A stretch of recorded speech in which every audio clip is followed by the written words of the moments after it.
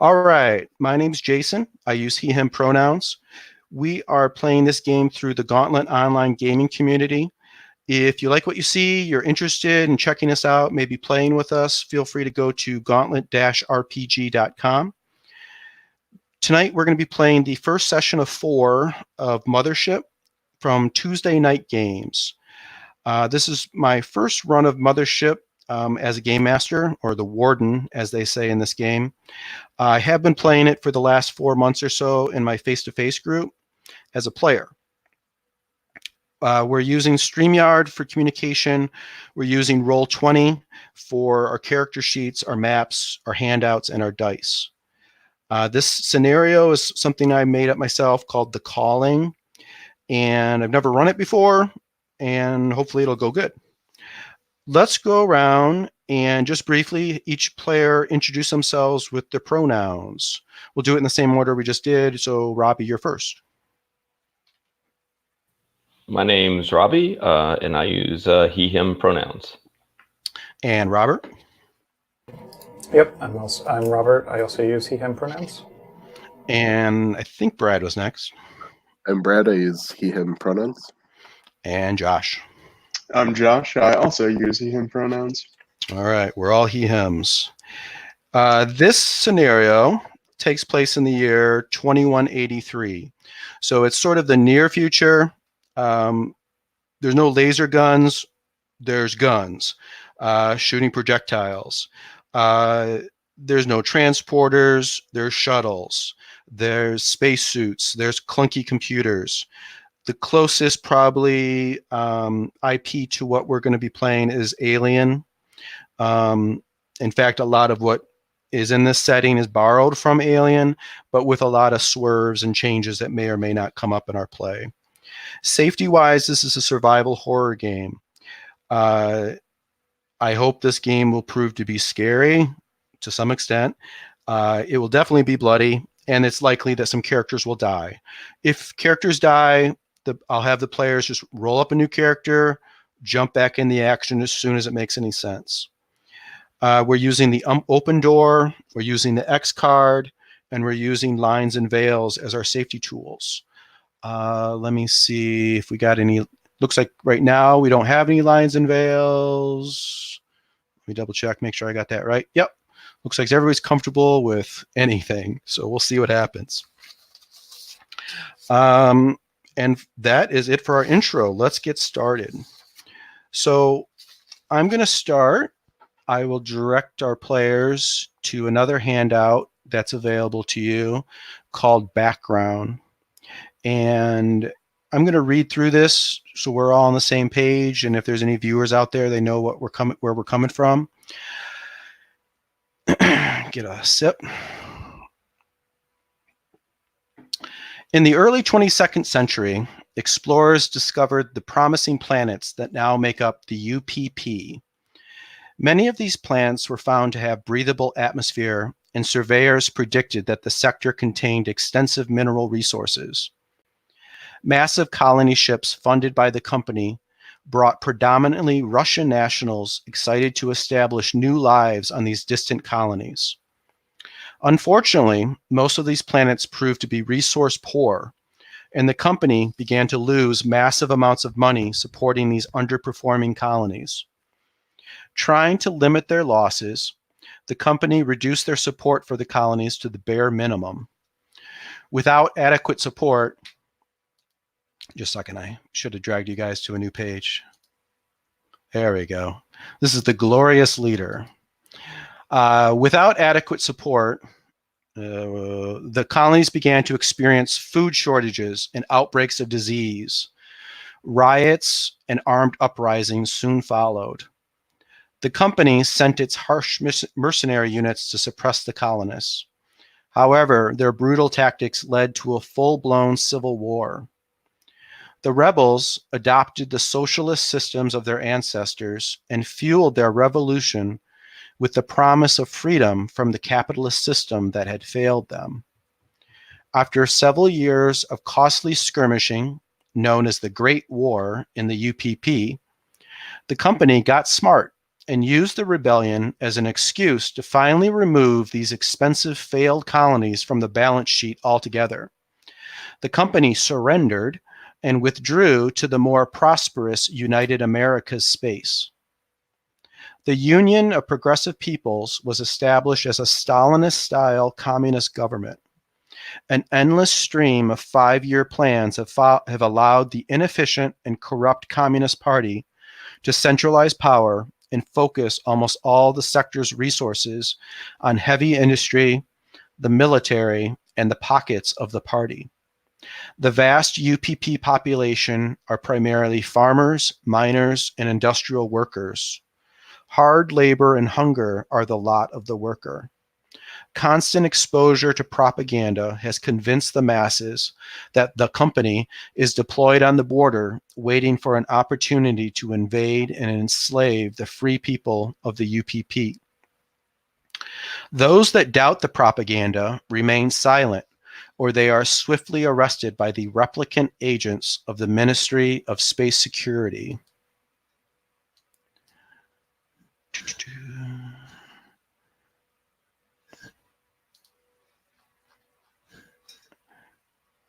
And let me jump you to the next.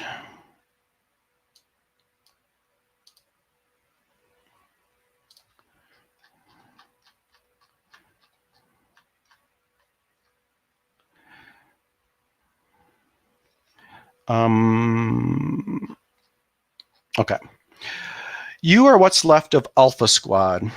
A recon squad is supposed to have 12 members, but illness, accidents, and lack of replacements has left you severely under strength. Your job is to patrol the system in your dropship and inspect all of the countless rocks to make sure the capitalists haven't invaded. You've never seen a capitalist, but you've seen your comrades killed by suit malfunctions, crash landings, and overindulgence in vodka and black market painkillers. Your home base is the Zenoy listening post. The base is built into an airless moon. The surface bristles with radar and comm dishes, missile batteries, and a huge landing pad. Underground are the tunnels, facilities, and barracks for the garrison of 115. The walls are made out of blank gray stone, constantly dripping with perspiration due to the faulty life support systems. The base stinks of mold and cigarette smoke. The countless posters and statues depicting the glorious leader raise the morale of some, and for others, not so much. All right, so now we are going to roll up some characters. So there's another handout called Character Generation, and that text that I just read is there, and we are going to go step by step. Offline, we've already decided what each person's class is going to be. There's a little bit of a blurb there that kind of describes your role in the Alpha Platoon, Alpha Squad. The only one that maybe add a detail to is the android. Remind me, who's the android? Is it Josh? Josh. So in this universe, the android, or at least the android that you are, you're not a robot. You're not even a biomechanical android like an alien. You're a replicant like Blade Runner. Have you seen Blade Runner before? Has everybody seen Blade Runner? Has anybody not seen Blade Runner? Okay, good. Has everybody seen the second one too? The more recent one, 2049? Is that what it is? Oh, you should really see it. It's awesome. But anyways, so a replicant to a scanner to medical investigation appears as human. And they are basically, they're I guess they would be more like a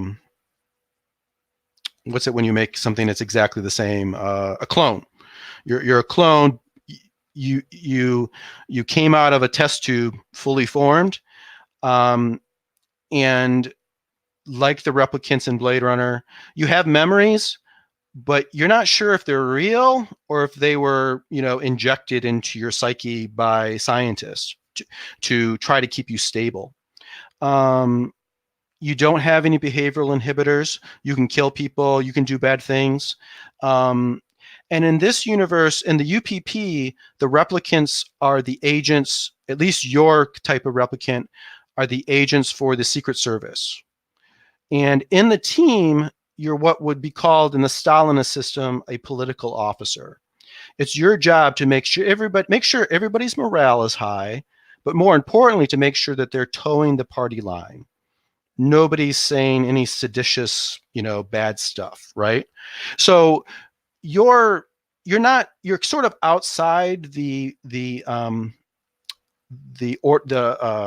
rank order. That's not the term I want, but the Marine officer is in command, but at any point you could jump in and be like, no, I think we're going to do something different here. You're sort of like outside of and above the normal rank system.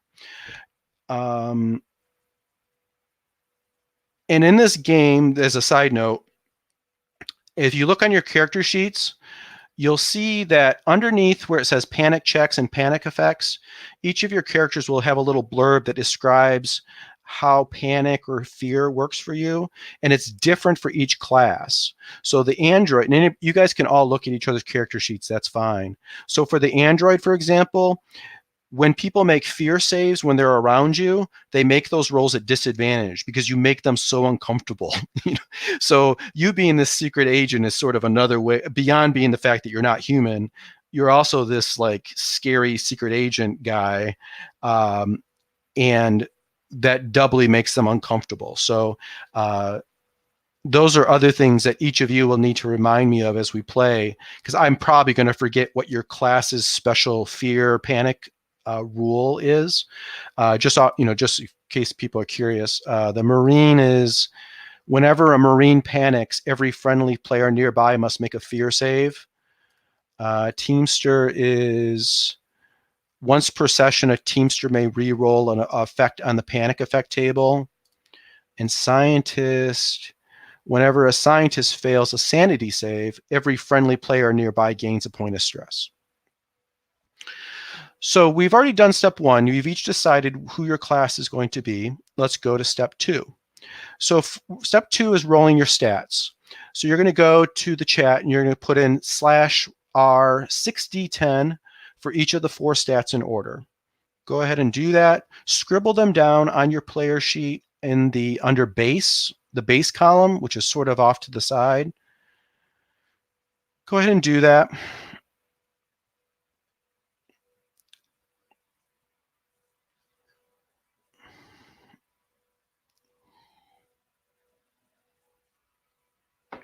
Once you're done rolling those and putting them down, usually in Mothership, you roll your stats, then you choose your class. But since I had you guys flip it around, I'm going to let you flip any 2 stats to better fit your class. You don't have to. You can leave the stats as they come up, which is perfectly fine. Or you can flip them. It's up to you. On 60-10, by the way, if you're curious, 33 is average, right in the middle. In my home group, people rolled anywhere from 54 down to like 8. So it's pretty common to get some kind of wild numbers, and that'll just be more fun for everybody. Once you put it in base, each class also will have certain, like the scientist is what I have open. The computer will go ahead and give the scientist 10 extra points of intellect onto the base, which will come up under total.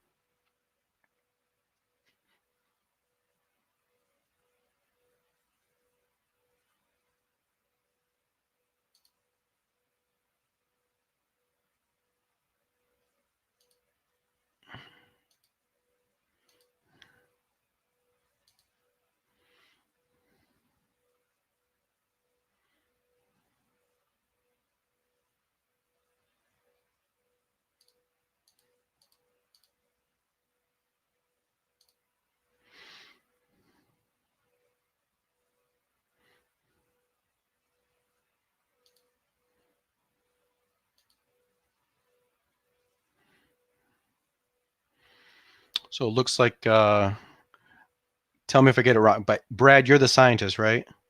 So Brad, looks like Brad rolled really well. And Robbie's still working. Robert rolled pretty average. And Josh rolled maybe a little under average. And like I said, once you get the 4 down, if you want to flip any 2 of them, you can.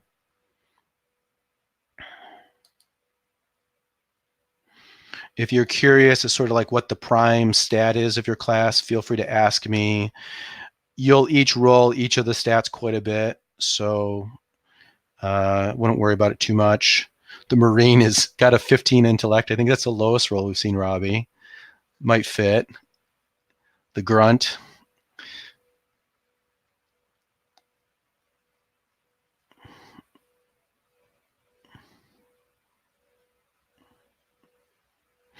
Okay, so once you get that done, we'll go to the next thing, which is skills. So in this handout under your class, I've given, in addition to what, well, let me start with what the game gives you. Okay, so if you look at your character sheet, I'm looking at the Marine, and you look under skills, there's a big list of skills there. And at the very bottom of that list of skills, it says class starting skills. You each will have certain skills you start with. Go ahead and put a check mark in that skill. And then you have a certain number of points that the system gives you. You can spend those points to buy more skills. And it tells you at the top how much it costs to buy a skill. Trained skills cost 1 point, expert costs 2, master costs 3. If you buy an expert or master level skill, you have to have a prerequisite. If you sort of hover your mouse over an expert or master level skill, it'll tell you what the prerequisite is. It'll pop up. In addition, for this scenario, I'm giving you each at least one other skill.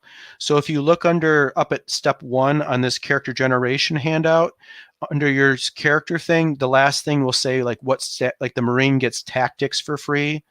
So Robbie, you're going to go ahead and just click tactics automatically.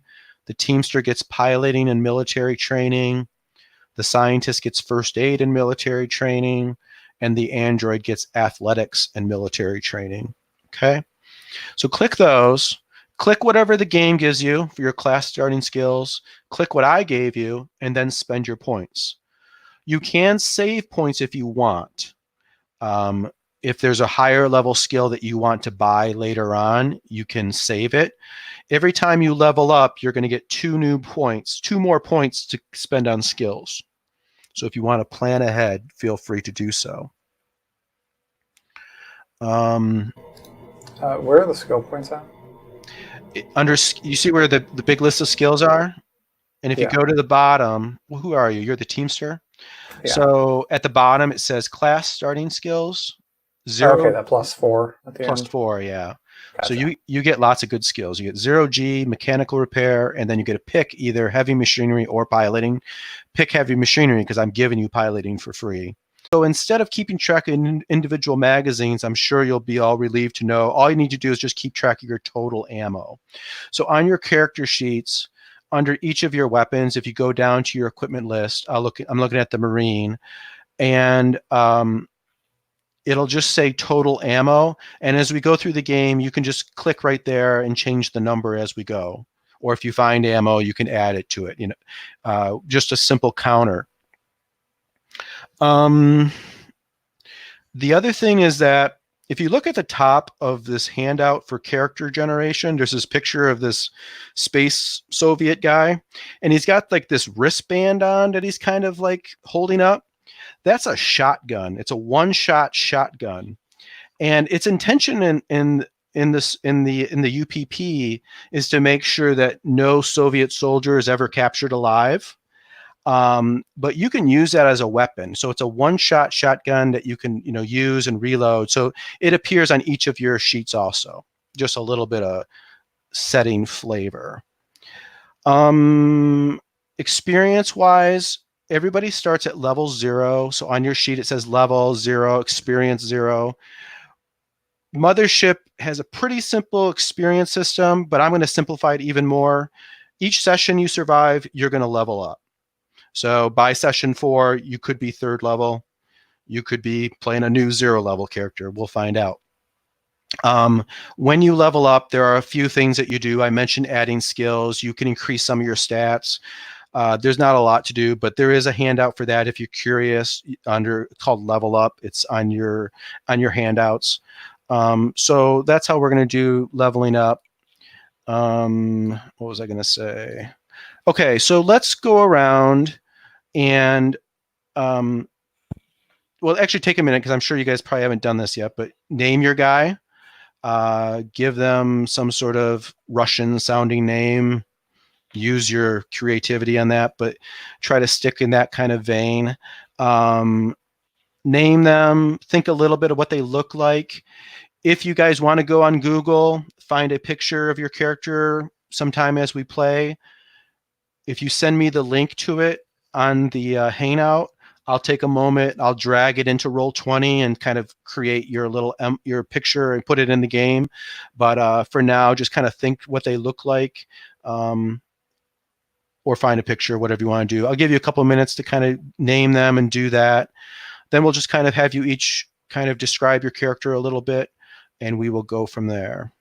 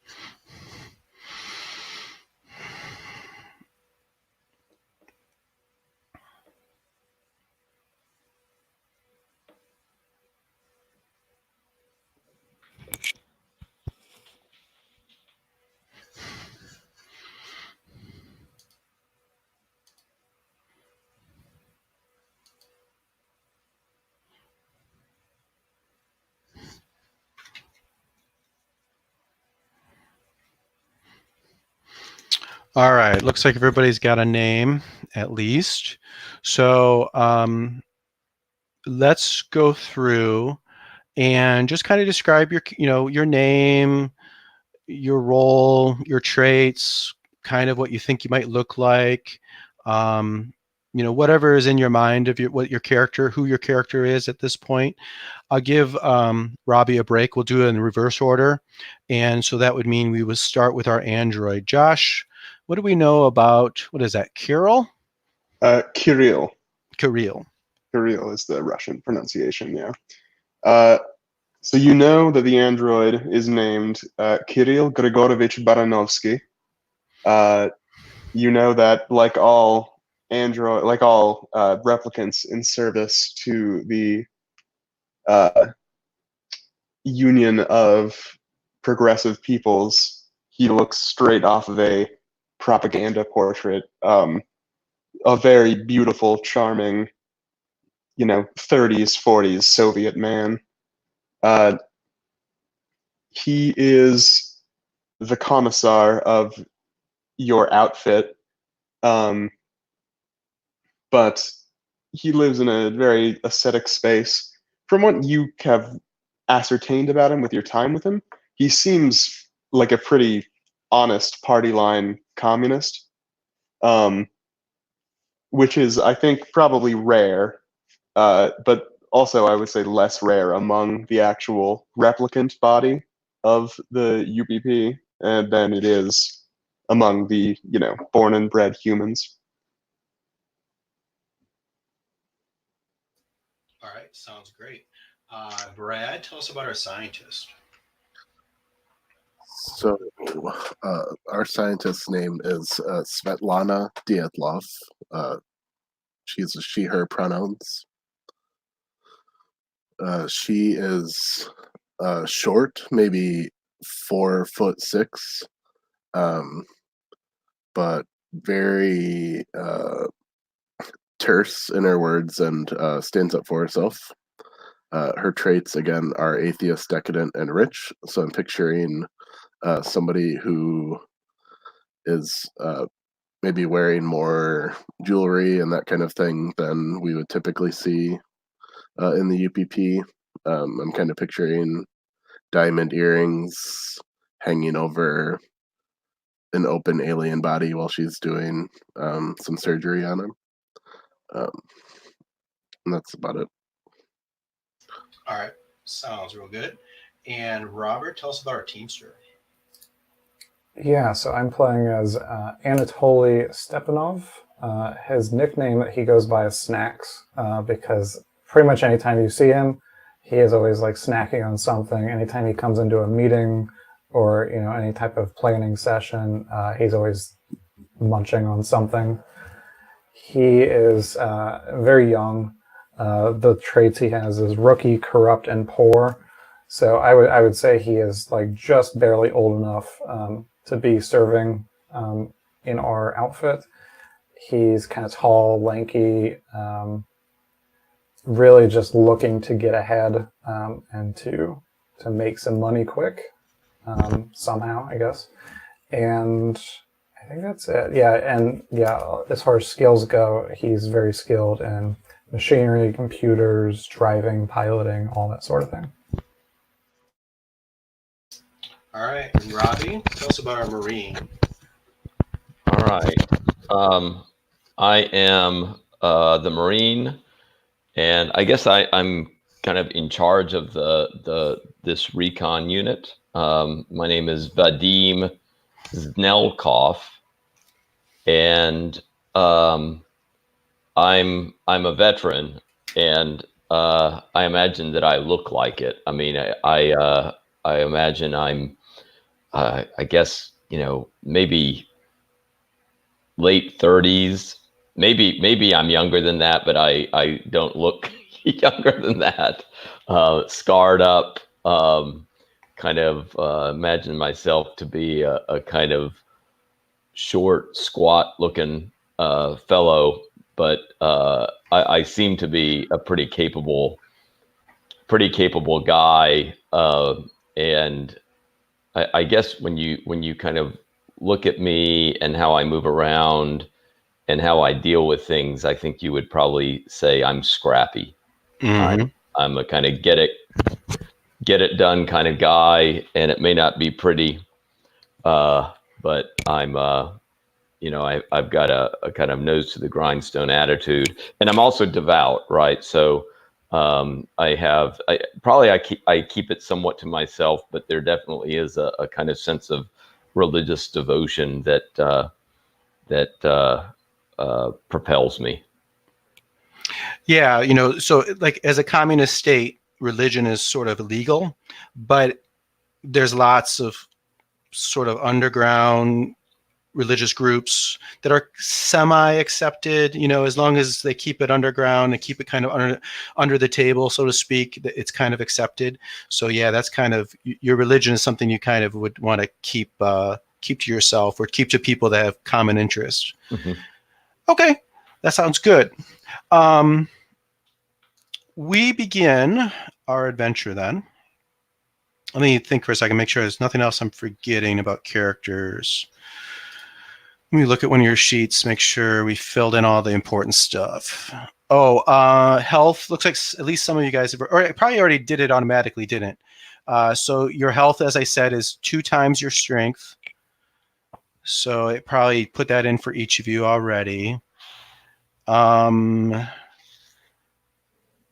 Stat-wise, yeah, I think we're ready. Yeah.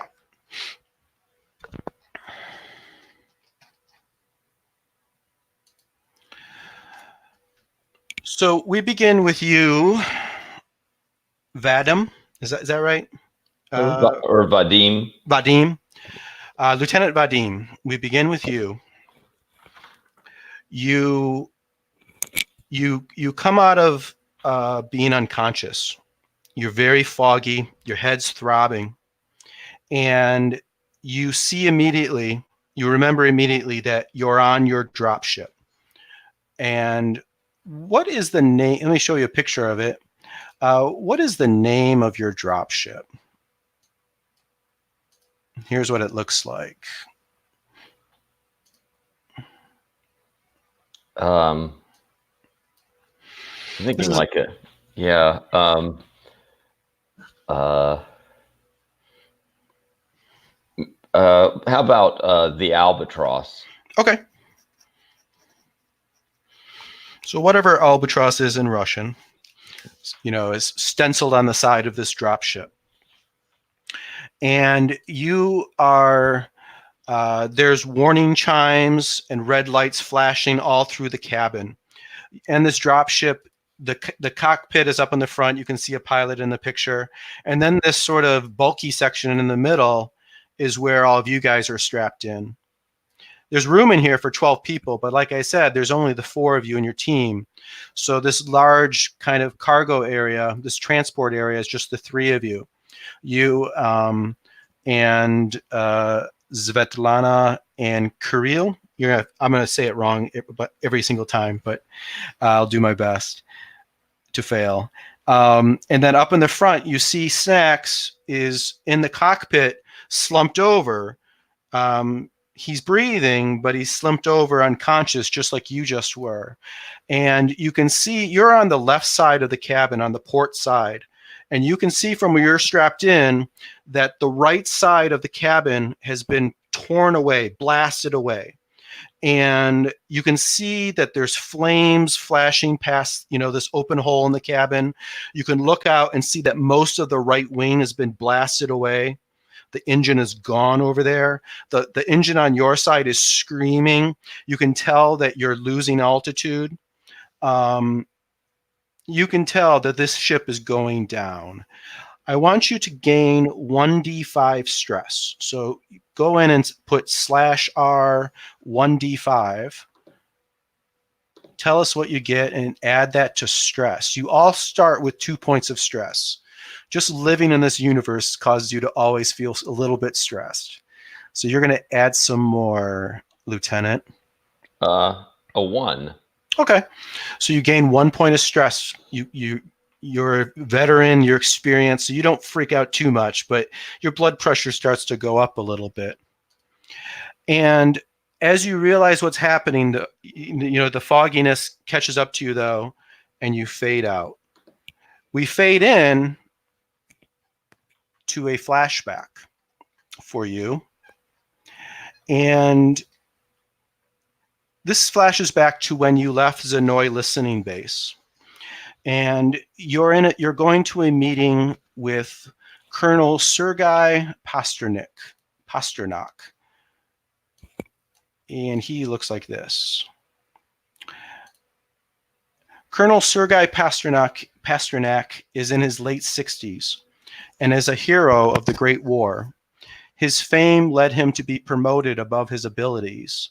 He has made enemies in high places and finds himself the leader of this shithole. He has taken to reminiscing over an endless bottle of vodka. The guard opens the door to the colonel's office, and you walk inside. It's a large, warm office, which is rare for this base. Everywhere is cold and and humid and miserable usually. But this office is fairly warm. There's a wolfhound lounging near the colonel's chair. The colonel is standing behind his desk, and he has a glass of vodka, and he's toasting 2 framed photos that he has on the wall. One photo is of a matronly peasant woman in her 50s, and the other is of a military unit. It's an old, faded black and white photo of a military unit, and you can see a much younger version of the colonel, front and center of this military unit, and they're all cheering, holding up, the UPP flag, the red and gold flag of the UPP. The colonel turns, and he says, Vadim. I probably said it wrong too. Vadim. Is it Vadim? Vadim. Yeah. I'm just going to say it wrong and Yeah. keep going. Vadim, it's so good to see you. Finally, a man of great experience like myself. Would you like a drink? And he reaches in his desk and he pulls out 2 really nice crystal, shot glasses. He puts them out. He pours himself a healthy drink. He offers to pour you some. Do you accept?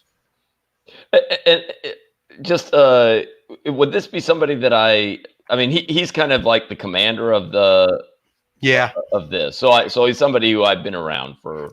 Definitely. Yep. And you're a veteran, so I mean, you've been here a while, and you probably rubbed shoulders with him quite a bit. When he's sober, he's a pretty reasonable guy. You get along pretty well. Yeah. So I think I probably kind of realize it's not somebody that I personally like, but I probably play along with him a little bit to try to at least keep him semi-happy. So I accept a little vodka. Okay. So he clinks glasses with you, and he pours back his shot, and he turns, and you see him kind of stumble. You can tell he's had a few drinks already today, and he gestures to the picture of the woman on the wall, and he says, "Did I ever tell you about my dearly departed wife, Anya? She always tried to stop me from joining the revolution, but look at me now." And he gestures. He's got a Hero of the Revolution medal, which is a gold star on a red ribbon. It's a very prestigious award. And he says, she thought we were all idiots, that just a bunch of loudmouth drunks. He laughs. But when we destroyed the capitalist detention centers on Kiev, she was so happy when she saw the glorious leader pin this medal on my chest himself. What a woman. In her memory, let's have another drink. And he pours another drink, and is your glass empty yet, or you've just been sipping? I think what I do is, like, when he turned his back to me, I probably found a place to kind of I don't know if there's like a, some place where I could like empty it. So, I probably try to find like opportunities to. There's probably like the dog bowls there, the wolfhounds. Yeah. So when he's like staggering away to go to that to kind of face the picture, I know this game, right? So I do that, and I'm holding the empty glass there. And he pours you each another drink, and he turns again to the other picture, and he says, "So many good boys in my unit, most of them dead now, of course. Lieutenant, tell me, you have any stories from your unit? I know you've been around. You've had more than a fair number of missions. Tell me, what kind of glory have you seen in your time in the service?" And my sense is that this is a game that we have played, because like I probably have heard a lot of this before. Mm-hmm. So I trundle out some some story of you know, you know, some type of maybe not a mission where it involved combat, but like some type of situation where a kind of maybe some type of spy or recon mission that nearly went south, but because of my my veteran knowledge of things, was able to kind of pull things together and get the unit back to the base safely. Did you pull the unit together through action, through words, through self-sacrifice? How did you do it? How did you pull them through? I think it was a combination of me understanding the psychology of the people around me. I mean, kind of like looking at myself as the veteran anchor of the group, and being an effective commander, using my knowledge of tactics to kind of pull it together. But I'm also, I think, the kind of guy who leads by example when I'm with a squadron, and right, that I was putting myself at risk, and that kind of lifted the spirits and the courage of my companions. Okay. He seems to, you've probably told him the story a few times. He doesn't remember. He laughs. He pours he drinks. He pours another drink. He kind of spills it, and he grabs a rag from his desk, probably just for this, kept there just for this purpose. And as he's sort of like, wiping up the vodka off the table, he says, your orders, of course. And he pulls out a thin file, and he kind of looks at it. He doesn't even open it. And he says, look, I got to send you out. You know that jungle planet, Vasugan, hot, miserable place. I don't think you've been there before, but it's been off limits to our guys. But I need to send you there. A supply ship hasn't reported in. It's a week overdue, and my ops man tells me that the planet's not responding to our hails. There's some sort of base or station there, Lysenko Station, I think it's called. Anyways, the supply ship that was supposed to go there hasn't been responding. The base isn't responding. I'm supposed to send someone out to see what's going on, and you're the guy. Look, I'll give you I'm going to give you my best drop ship, okay? Get your team together, gear up, hit the hangar, and get back here safe and sound, all right?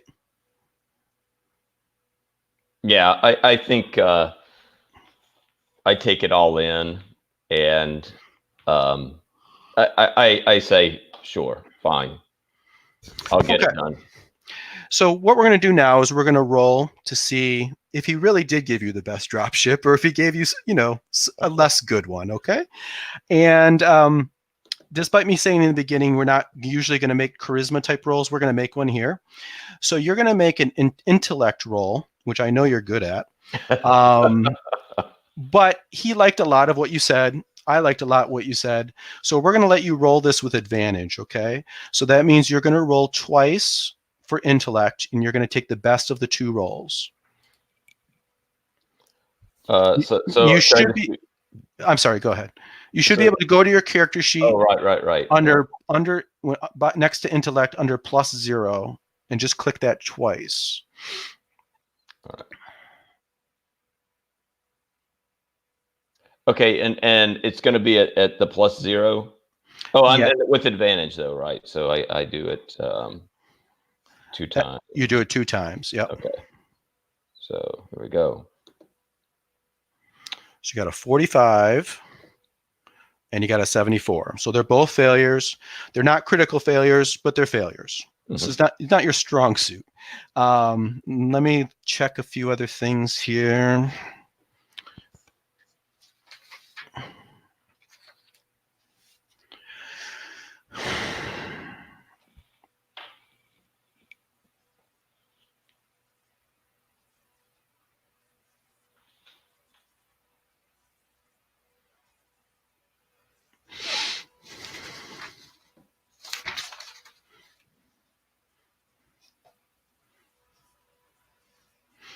Okay.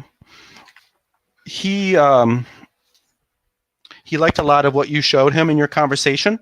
So even though you weren't your most charming, he still gave you the second best dropship. He gave you a Class B dropship, okay? So we will keep that in mind. Let me write that down. The Albatross is a Class B dropship.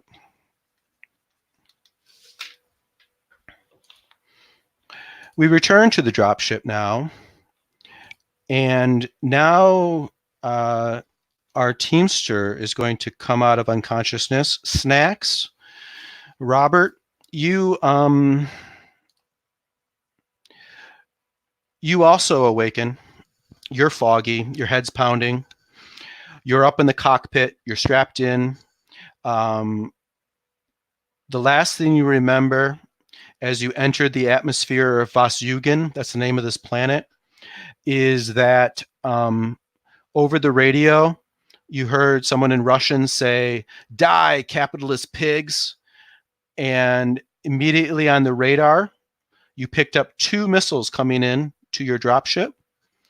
You used the countermeasures, flares, to sort of distract one of them, but the second missile hit the right side of the dropship, blasted. You look in your mirrors and you can see that it's blasted off the right wing. It's a huge hole in the right side of the dropship, the cargo area. Your instruments are all going crazy. They're either dead or just messed up. You can tell that you're going to have to crash this thing. You're going to have to land this thing using, just manual controls. Everyone else starts to kind of come to in the back. So everybody except for Robbie, who's already done it, but everybody make that 1d5 roll and adds that amount of stress to your character. /R 1d5.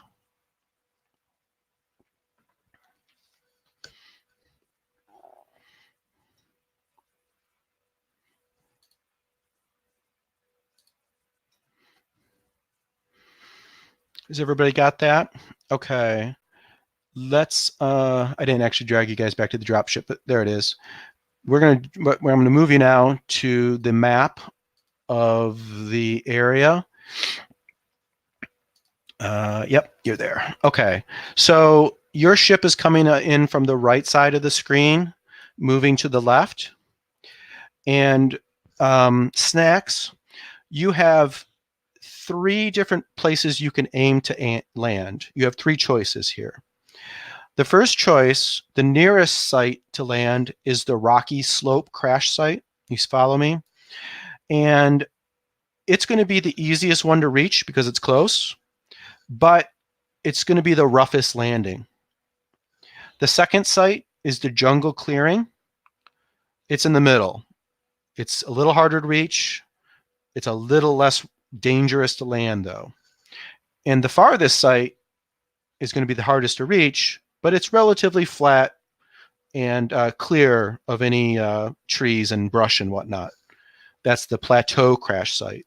So what you're going to end up doing here is you're going to make one roll to reach your crash site that you've chosen, and depending on how if you miss the crash site that you've chosen, you're going to land in the jungle. The jungle's the worst place to land. Okay. Once we figured out where you've landed, based on where you landed, we're going to make some more rolls to figure out how much damage the ship took. Because the lieutenant got a pretty good ship, this ship isn't going to fall apart quite as much as maybe others would have. So that's something you've got in the bank. Okay. So Robert, tell me, where does Snacks aim to land? And you can ask me about the mechanics of the rolls if you want to. Well, yeah, I think Snacks wants to land at the hardest spot. I mean, this might be like his first live mission, but he did really, really, really good in all the simulations. Okay. So when you say hardest, you mean the hardest to reach? The plateau, yeah. Okay. Wonderful. So what you're going to do is you're going to make a speed roll adding your piloting skill. Do you have any other skills that are better than a tier 1 skill? Do you have any tier 2 or 3 skills that might apply here? No, I mean the only tier 2 I have is engineering. Okay, yeah, that wouldn't work here. So you're going to go to your character sheet. What is your speed, by the way? 36. Okay, so you're going to roll a speed check, but hold on. Since you're going for the farthest, you're going to make this roll at disadvantage. So you're going to make 2 rolls and take the worst one. So you're going to click that +10 next to speed twice.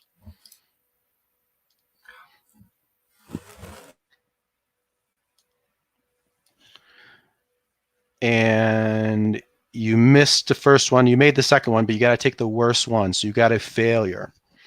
So you miss that and you land, your ship's coming down.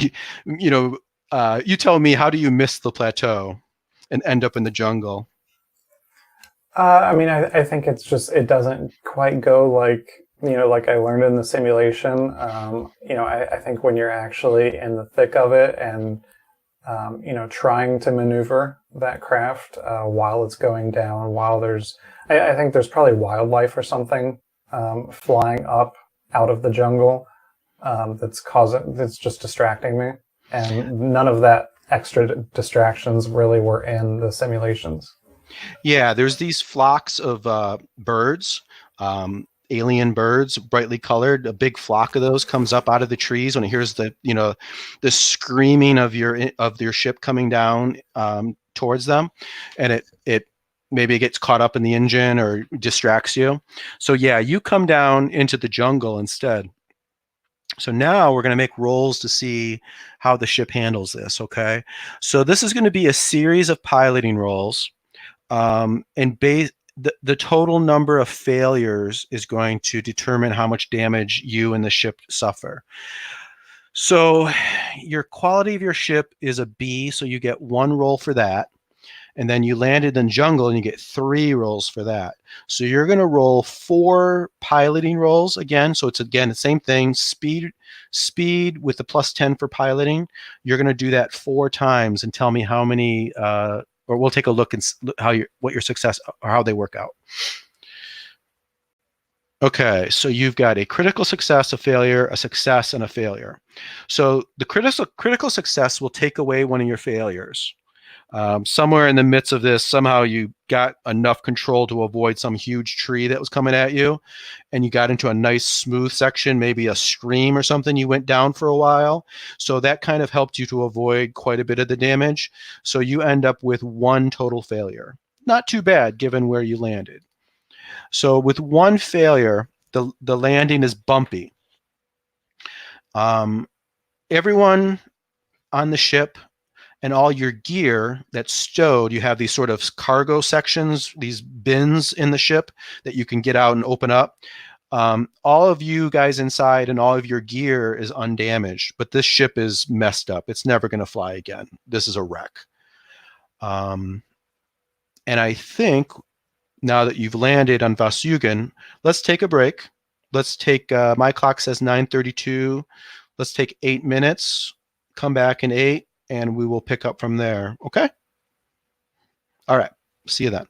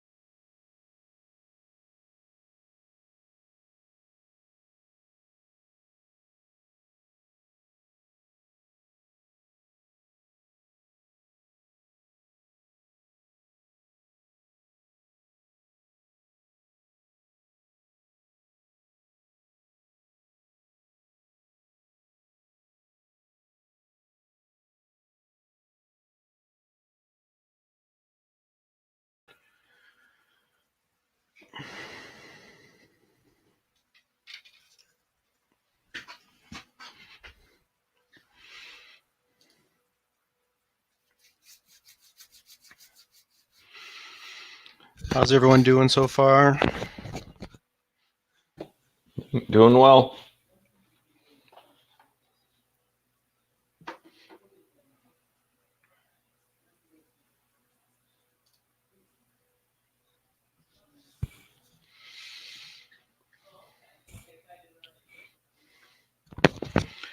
All right, so the ship has come to rest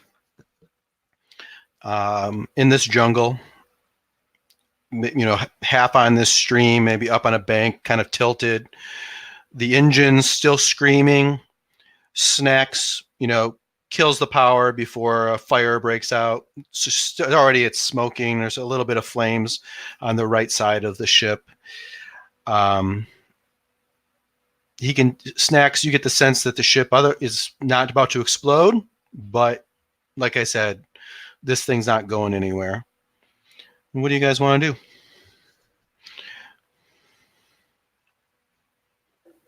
I think I need to check in with people to see if there are any injuries or anything. Sure. Maybe start with Vadim.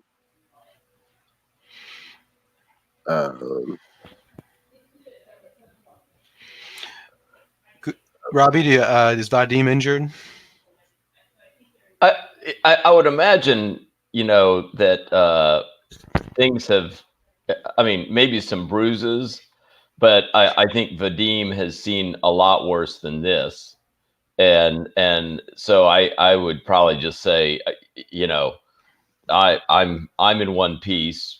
You're probably better off checking the others. I'm sorry, go ahead. Well, and I think Vadim, if making sure that he's together, I think he would probably go up to Snacks just to see, what his condition is and what the condition of the cockpit is. While you do that, I'll check with Kirill. Did anybody, when they rolled that stress, did anybody get like 5 points of stress?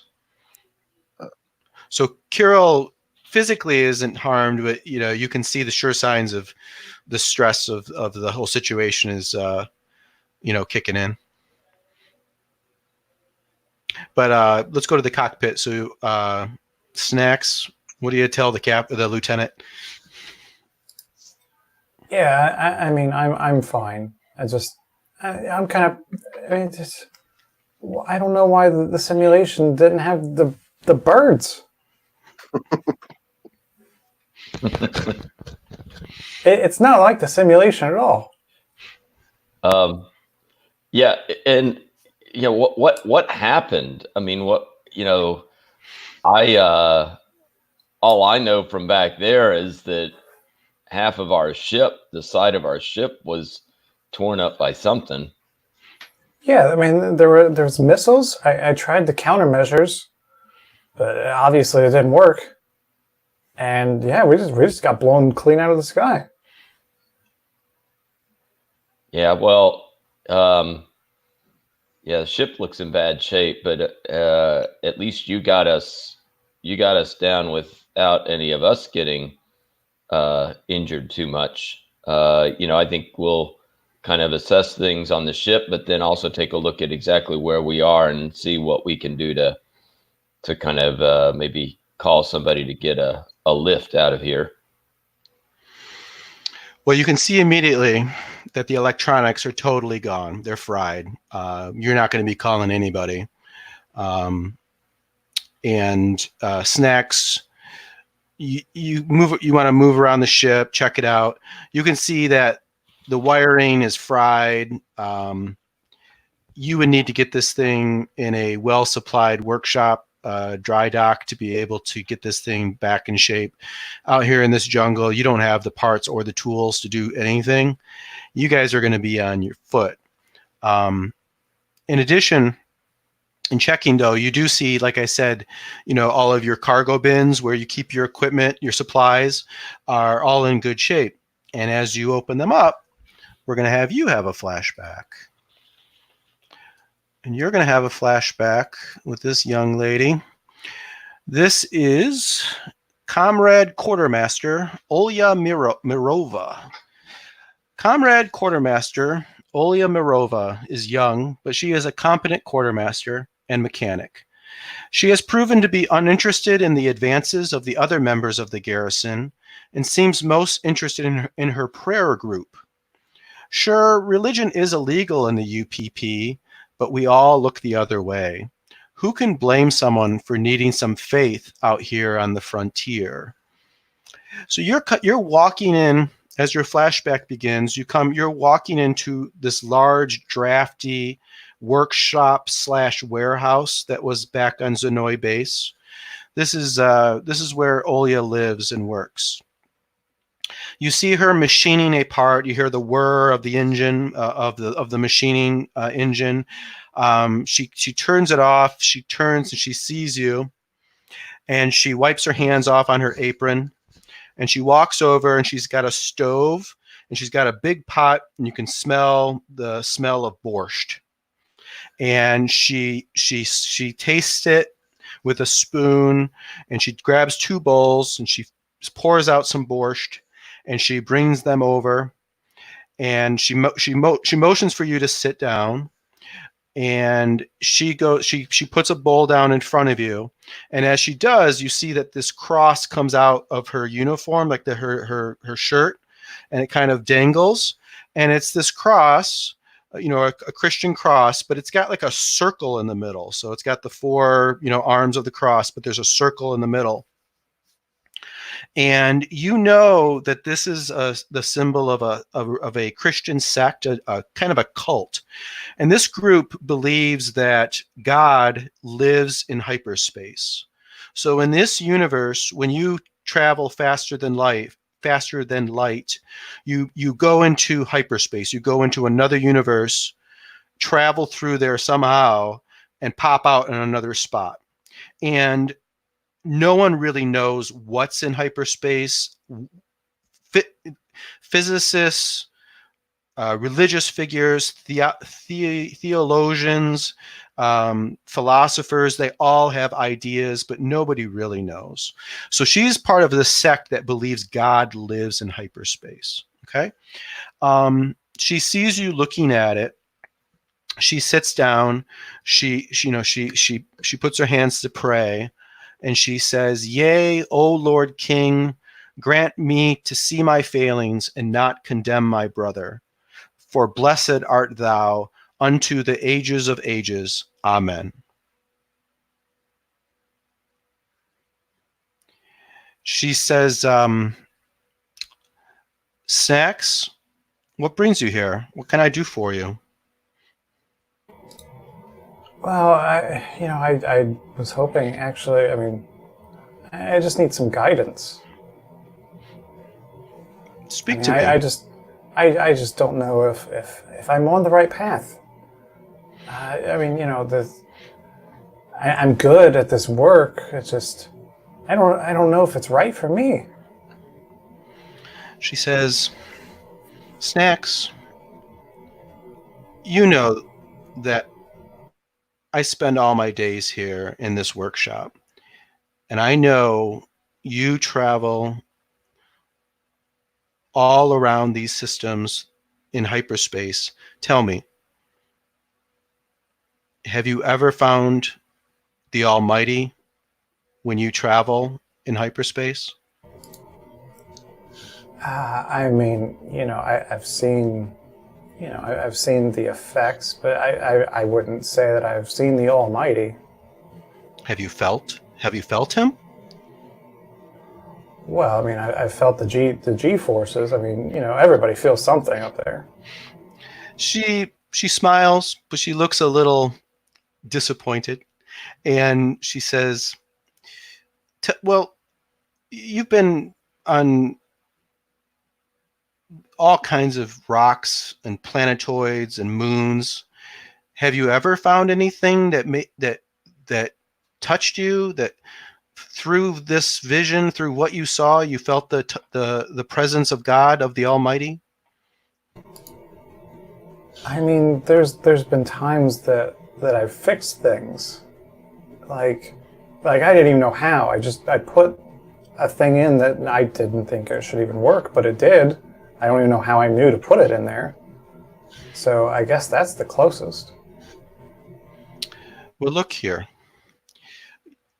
I know you're being sent out again, and you ask me, you need help to find the path. Open your heart and be ready to accept him when you find him out there. You're going to some planet called Vasyugan. I've been told to provide you guys a standard loadout. Maybe I could find you something else. What do you think?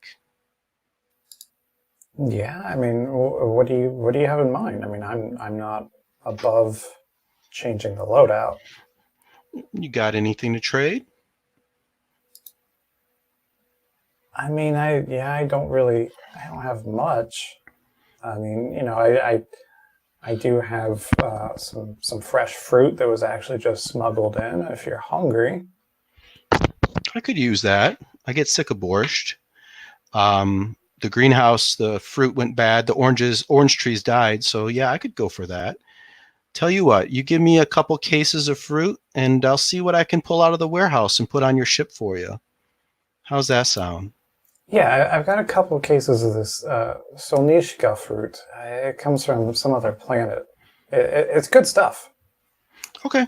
As long as it doesn't make you sick, I'll eat it. Somebody might want it. She says, all right, well, I'll do what I can. And remember, keep your heart open. And we are going to have you make a intellect roll now to see how your conversation goes with her. She doesn't love what you had to say, I'm afraid. So you're going to make your intellect roll straight up, okay?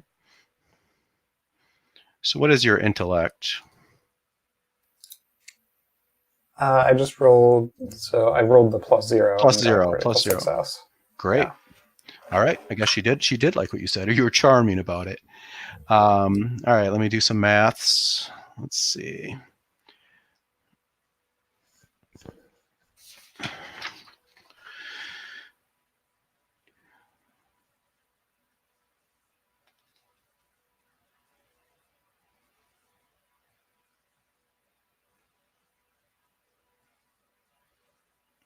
Okay. So she's going to give you've got some extra gear. So when you open up your storage bins, you're going to find some extra stuff. So everybody now go to, let me get you back to the map of the land. There's a handout called base. Oh, actually, I got to open this up for you. One moment.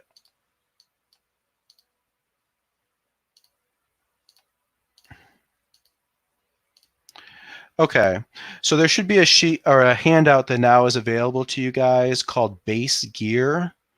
Does everybody see that? And there's a list of gear there. There's 10 items, and if you had a worse landing, some of that might have been destroyed, but you have all of it. So you have 20 MRE, that's 20 rations of meals ready to eat. You have 20 rations or 20 liters of water. You have 4 sets of camping gear. You have a medical bag that has a first aid kit, auto med. The other 3 things are all pills that have different effects. Auto med, 6 of those pills, 10 pain pills, and 5 stim pack pills. You have 4 body cams, or just little cameras that go on your suit that allow you to, act as a camera. And if somebody has what's called a heads-up display, which I think the lieutenant has, then he can access each person's cameras through his heads-up display. You have 6 fragmentation grenades. You have 2 flare guns that have 4 magazines of 2 shots each, so you have 8 total flares. And you have 4 rebreathers. The rebreather, it has some text talking about rebreathers down there. They allow you to breathe underwater for 20 minutes at a time. So you guys have all of that. And as the commander of the unit, Vadim, I'm going to have you take the lead and, giving that out, who's carrying what. We don't really keep track of encumbrance in this game, so don't worry about weight. As long as it's reasonable, we'll let it fly. So I'm going to leave the lieutenant with the input of the others to decide how you want to divide up your basic gear. And let me tell you, based on Snack's roll, some extra gear that you get.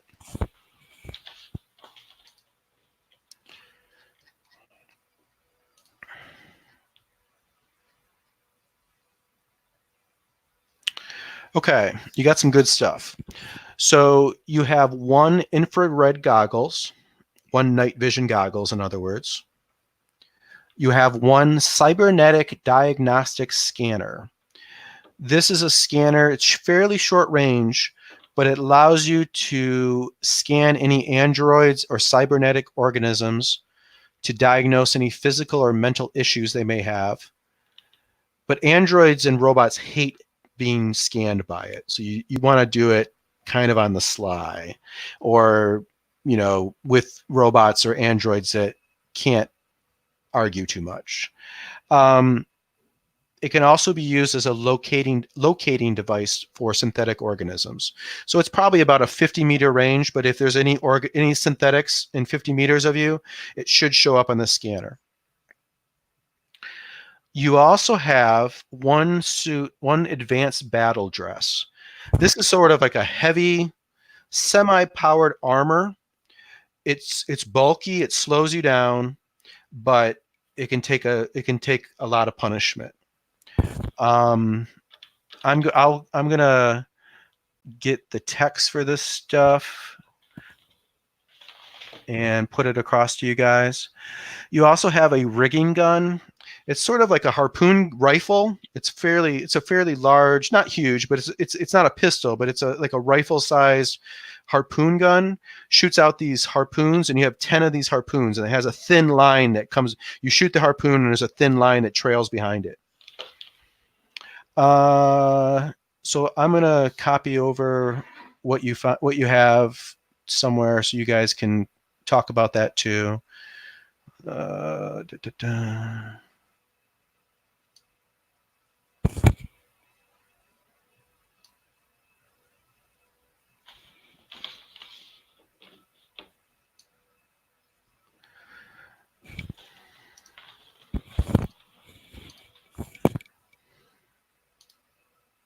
Okay, and so we're gonna divvy this stuff up, and then will we just put what everybody gets in their equipment? Yes. So if you just tell everybody what you're giving them, each of you go ahead and add what he tells you onto your equipment list. Actually, a lot of the stuff I just told you, the special stuff, the text for it is underneath your under base gear. So like I said, the advanced battle dress, you can give that to somebody. It tells you kind of what it does, how it works. The cybernetic diagnostic scanner, I told you about that. Let me just add the what did I say? The rigging gun and infrared goggles. Rigging gun with 10 harpoons and a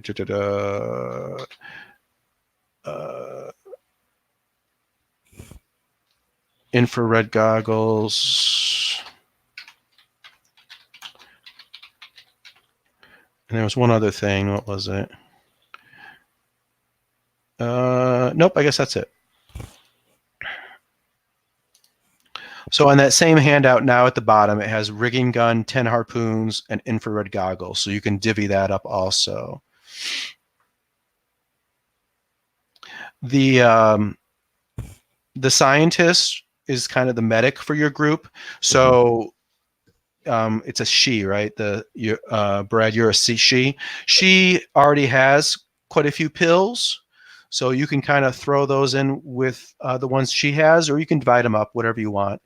And Brad, why don't you, in your text on your equipment sheet, it tells you what each of those kind of pills does. Mhm. Would you read that off for everybody just so they know what they have available to them? Because they're all kind of interesting. So the AutoMed is a nanotech pill that assists your body in repairing damage.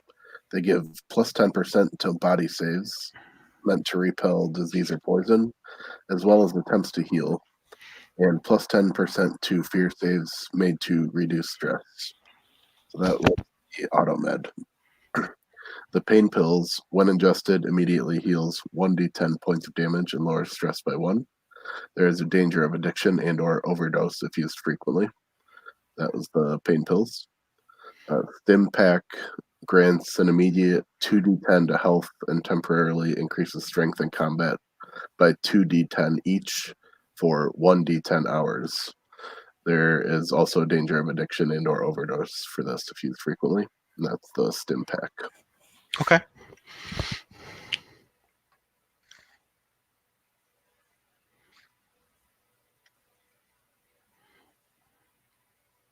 Okay. All right. So some of this I think is going to be fairly straightforward. Like with the rations, I think we just make sense just to divide that up equally between everybody. So everybody would get 5 rations. Everybody gets 5 liters of water. Everybody gets 1 camping gear. Everybody gets 1 body cam, but then you say that I would also have the ability to see. You have the ability. You on your sheet. You have. I think you're the only one, but you have what's called HUD, a heads-up display. So it's like a little. It's like a little reticle that drops down from your helmet, and it allows you to kind of. You can kind of cycle through and see what each of those cameras sees. So you can kind of see what the other members of the team are looking at. You're the only. So everybody can have the camera, but you're the only one that can see what other What people's everybody cameras else see. Yeah. Right. Then, and I guess everybody can get one of the rebreathers, and then we come down to the stuff that has to be divided up. I mean, I suppose on the med kit we could divide up some of that. What do y'all think? I mean, we have like the AutoMed, the pain pills, the Stim Pack. Should we just get? I mean, we could just give that to our scientist. Did you end up taking first aid, Vadim? Yes, I do have first aid myself as well. So you might be another, like we said, having someone else that could do first aid stuff if needed. You're another good option to carry it. Yeah. Especially there's a first aid kit in there. So if you need to do first aid, you can pull that out. So you might want to, I would suggest maybe you carry the first aid kit. Yeah. And then you can either carry the pills or give them to someone else or divide them up. Okay. I mean, anybody can pop a pill whenever they want. So no medical knowledge needed to take a pill. Yeah. So I guess what I would do is like maybe give everybody an AutoMed, everybody get two pain pills, everybody get 1 Stim Pack, and then the extras I will leave in the med bag.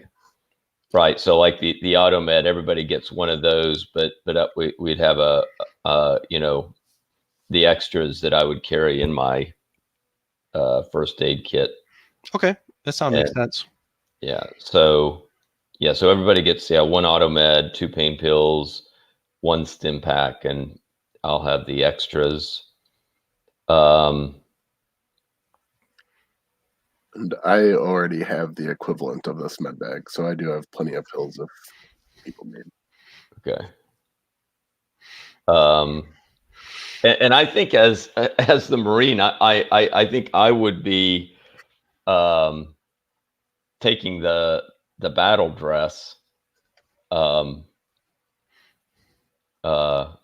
you know, I like to be combat ready, and that looks pretty sweet to me. Mm-hmm. Let me ask you, you guys are looking like you're going to be trudging through a thick jungle. Mhm. This battle dress is big and bulky. You certainly can wear it going through the jungle, but it's going to slow you down probably. Do you want to wear this, or do you want to stow it? Like, it comes like in a, we'll say it comes in a bag that you can probably put over your shoulder. It's built to be carried. And then you can put it on, when you're going into combat, so to speak, or you can wear it all the time. It's up to you. I think maybe right now I will not do it, but we need to kind of see around the ship when we get outside to see what it looks like out there. Okay. Yeah. Okay. So you have, I think, this is a good point too to mention, if you haven't seen already, I think you each have some form of suit. I think 2 of you have what's called hazard suits, and 2 of you have standard battle dress. Standard battle dress is like the armor in Aliens, so it's kind of like a body armor with a helmet kind of deal. It's not super bulky, but it provides you pretty good protection. The hazard suit is sort of like it's like a combination between sort of like a containment suit, like a CDC kind of investigation kind of suit, mixed with a still suit from Dune, if you guys have ever seen or read Dune. So it reclaims water, and it kind of like keeps you alive. So actually, one nice benefit of this is that you're not going to, those with you with the hazard suit aren't going to use as much water every day as you travel along. But yeah, that's what you guys are, but it doesn't protect you as well as the armor, of course. Okay. But anyways, yeah, that sounds good. And then I think you're left with grenades, the flare guns, the rigging gun, and the infrared goggles. Yeah. Now the cybernetic diagnostic scanner, that'll go to the scientist, I think. Okay. I mean, infrared goggles.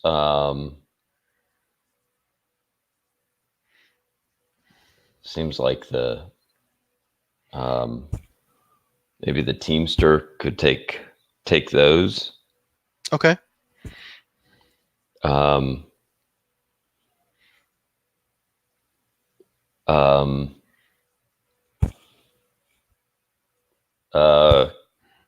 You got grenades, flare guns, and the rigging gun. We have 1 flare gun, right, with 8 shots. Two flare guns. Well, why don't we give one of those to Kirill, and we could maybe give the other one to Snacks. Okay. Does anybody want? Let me ask. Does anybody want any grenades? I mean, I feel comfortable handling these, but anybody else want to take any of these? You all are military trained, so you've all used grenades. It's not like you guys are rookies in this sense. You're all soldiers, with other skills too. But yeah, so maybe it makes sense then to give everybody a great. Everybody gets one of those, and I'll have the extras. Right. Okay. Yep. You have Vadim. You have a pulse rifle. And it has a grenade. It has like an underslung grenade launcher, which is loaded right now. But if needed, you could load. You could load more. Yeah. So you can either throw those, or you can shoot them out of your grenade launcher. Okay. The rest of you guys would just throw them. So everybody gets a grenade, and then Vadim's going to keep the last, the extra 2. So, and then I think the rigging gun, would that make sense? Maybe our Teamster could take that as well. Okay. And, in a moment, if you feel like it, all of these gun type stuff, they all have stats. You can go back and look at them and on that sheet, the Mothership rule summary towards the beginning. Some, like the flare guns, I don't think it's a great weapon, but you can shoot it if you want to. So check that out, when you have a moment, you feel like it. But I think that does divide it all up. So you guys did pretty well given, the crash. You got all this gear. Apparently Morova liked or took a liking to snacks, gave you guys some good stuff. You gear up. You find yourself now staring down or staring out into this jungle. So this is a thick green jungle valley between two towering mountain ranges. A reddish mist hangs over the canopy and seeps down into the undergrowth.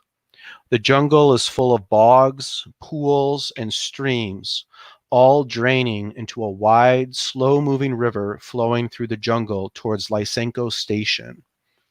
It's hot, humid, and muddy, and reeks of rotting vegetation. Before long, you are covered in sweat and dirt. You occasionally spot some rodent-sized insects moving about, or see flocks of colorful birds passing overhead. Luckily, none of the wildlife seems aggressive or dangerous.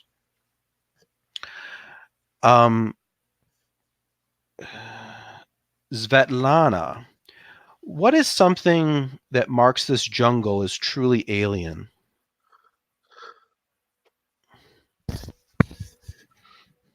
The color of the foliage is warm colors instead of cool, so it's like red and orange and yellow instead of green. Okay. And that must be really kind of freaky, all of you used to like browns and greens that coming from forests on terrestrial planets. You get this sort of like day glow effect of these warm colors. And going into the jungle, Svetlana, you think back to your meeting with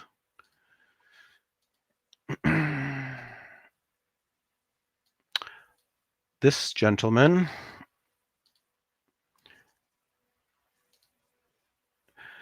Comrade Head Scientist Vladimir Komarov. How did someone as smart as Comrade Head Scientist Vladimir Komarov end up here? He is well liked for his efforts to keep everyone healthy and well supplied with the happy pills he designs in his lab. He's well known for his willingness to try out his latest batch with the prettiest members of the garrison. You're walking into Komarov's scientific lab. He's alone in the lab. It's a classic scientist lab. There's bubbling beakers, Bunsen burners, plant samples in tubes, microscopes, all that kind of jazz. And Komarov is a handsome, well-groomed man, and he's wearing a white lab coat over a very expensive uniform. He's peering down into an electron microscope, and you can tell as you approach that he's looking at some sort of spidery-looking creature, about 3 centimeters long. And he turns and he sees you and he says, Comrade Doctor, have a look at this. You want to look in the microscope at what he's looking at?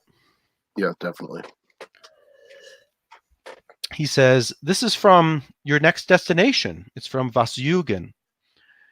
What you see is some sort of arachnid. It seems to have the features of what you would call an arachnid. It has a particularly large head. Komarov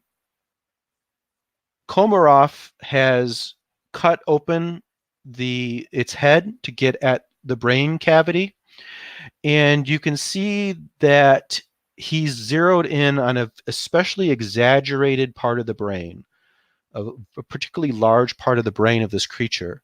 I'd like you to make an intellect check to see if you have any idea what this might mean. Do you have any skills that might apply here? I have biology, but I don't know that applies to aliens. I would say definitely.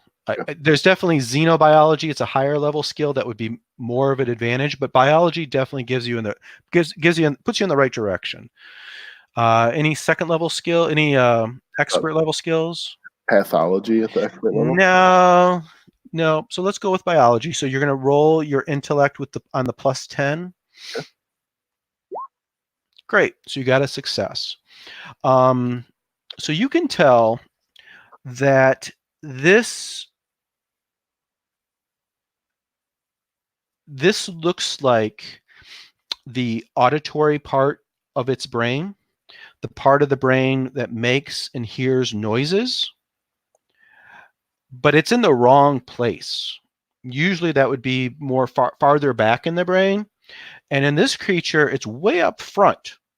And it seems to be structured in the same way as the frontal cortex of like a mammal, but no arachnid should have a frontal cortex. It doesn't make any sense. It's got this big auditory section in the front part of its brain where it shouldn't be. And Komarov, he says, what do you make of it? Well, it's unlike anything I've seen.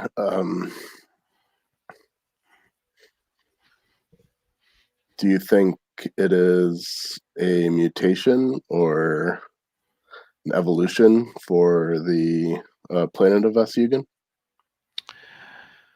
Well, this is an interesting theory. My person brought me back a nest of these things. We got about a dozen of them frozen that I've been examining. They all look the same. If they're a mutant or a freak of some sort, all of them have the same mutation.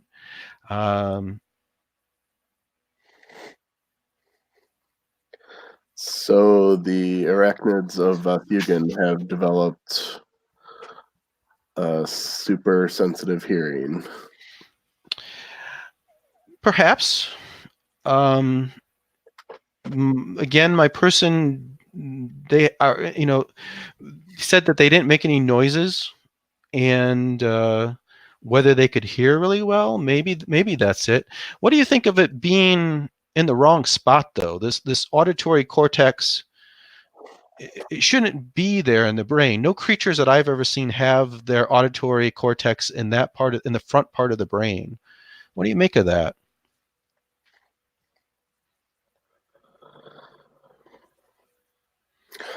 I assume that it controls their behavior in that position in some respects. Sorry, go ahead. Yeah, he's definitely pondering that. He seems fascinated by that suggestion. He goes, and he leans over. He kind of leans towards you and leans kind of across. He's definitely in your space, and he reaches over, and there's another petri dish kind of like lying across, and he pulls out like there's a couple pills in it, and he grabs a pill, and he kind of pops it in his mouth, and he swallows it as he's thinking, and he grabs the petri dish, and he offers you a pill without any explanation. I look between the petri dish and the comrade, and I eventually pick it up and take it without asking questions. Okay. You feel a rush of clarity and energy. It's clearly some sort of stimulant. And he stays close to you, and he kind of smiles, and he says, comrade scientist, there's something else I'd like to ask you. And he says, there's something else on Vesugan that I could use if you don't mind while you're there. It's a plant. It's a type of lily. And he says, he describes it, and he says, if you find this, could you please bring me a few samples? I believe it has the potential to greatly enhance sexual vigor. I'm very interested, if you're interested in, exploring its properties with me, I would be happy to work with you when you return. And he smiles. I will see what we can do while we're on the voyage. and we can cross that bridge when we get there, I guess. Okay. We're not. All right. It's time for you to make your intellect roll to see how Vladimir Komarov likes or how the conversation went. So I like what you had to say. So you're going to roll your intellect roll at advantage. Let me see. Yeah, let's go ahead and do that. So it's a straight up intellect roll. You're going to roll twice and keep the best one. So you got a regular success and you got a regular success. So that's good. Let me do some math.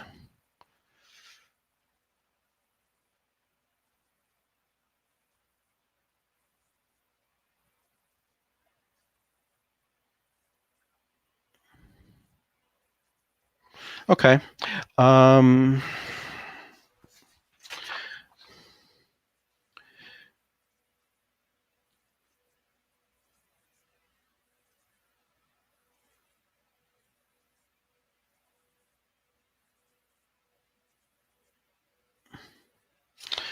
So when you leave, he gave you a folder with some information on Vasyugin. And while the lieutenant was dispersing the equipment, you were kind of leafing through it, and you learned some things about Vasyugin. First of all, you learn that the water on Vasyugin is highly toxic.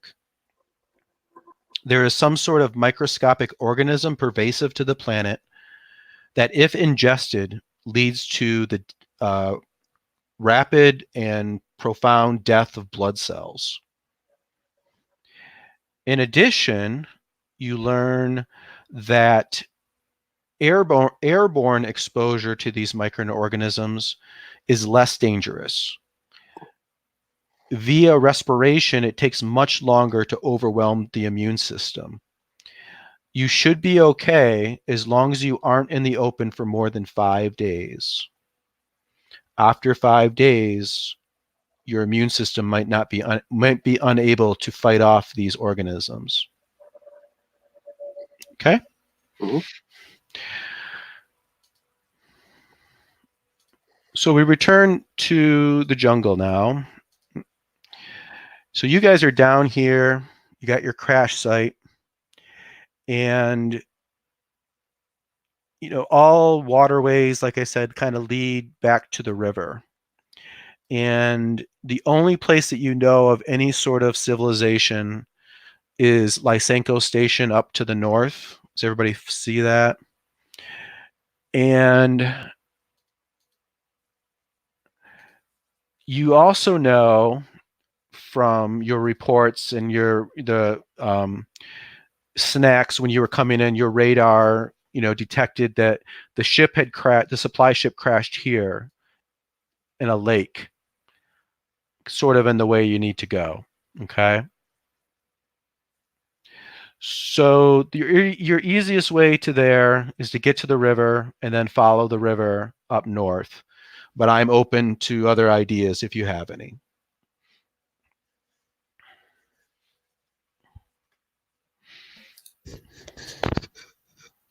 I think the river would be a good idea. Yeah, I mean, I think so too. What is what is my assessment in terms of like how many days it would take to get to the river and then move down it? What would be my best assessment as to how long it would take to get to Lysenko Station from here? I will say you can make an intellect check. Military training allows you to know navigation pretty well and traveling through rough terrain. So you can use your military training. Is there any other skills that might help with this? Let me see.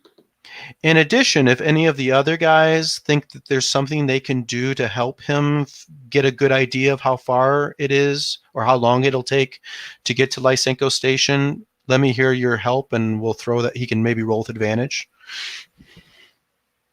I have a skill in geology that might help us read the lay of the land, like how slowly we might go over. Yeah, I like that.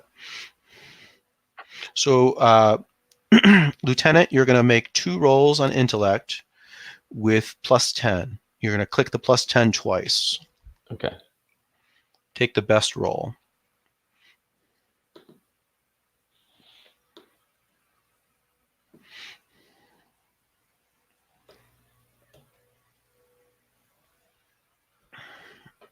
What? I'm sorry. I messed up. Let me. Yeah, that works too. But yeah, let me go. I'll do that. Forgot. Yeah, if we mess up at all, we'll just redo the rolls. That's kind of Okay. my house rule. So yeah, just push that button twice. Okay. The +10 button. Yeah. There you go. So you got a critical failure, but let's see if the other one's any better. So you got a regular failure. So at least you didn't send your guys off into the mountains or something. So you estimate that it'll be anywhere from 3 to 12 days, depending on how thick this jungle is, whether you get lost, weather conditions. There's so many variables. It's hard to judge any better than that. Okay. Okay. Anything else you want to do here at the crash site before you start trudging along towards the river? Have I shared the information from my folder with everybody? Or? No. You want to? Yeah, I think I want to give everybody a heads up that we might start dying after 5 days. No pressure. The only thing I was also thinking about before leaving the crash site is I took scavenging as a trained ability, and I don't know if that would come into play in terms of doing a kind of rummage through the through whatever is left of the ship to see if there's anything that would be of possible use or value to us. No, not in this situation. Like, you guys know where all the gear is on this ship. Like, there's not any random stuff here on the ship, so to speak. I mean, you could rummage through. You got, maybe in conjunction with the Teamster, you could rummage through to see if there's any like spare parts and stuff. But you probably don't want to be carrying heavy spare parts through the jungle. So no, I don't think that would work here. Yeah, that's what I was going to say too, because I also have scavenging. So yeah, we don't. I mean, if the parts aren't helpful here, I don't think they're going to be helpful in the river either. No. I'm trying to think. I mean, can you imagine anything you could get from the ship that might help you in your journey? I off the top of your head, that might be reasonably on a ship like this? Would there be any type of water filtration system? No, you definitely don't have that. Is there any type of like black box type thing? Like you said when we got shot down, like any type of thing that would have recorded just the fact that we got shot down so that we could turn it into our superiors when we get back and prove that it wasn't negligence. Yep, you definitely could pull that out, no problem. What about any type of flotation device? You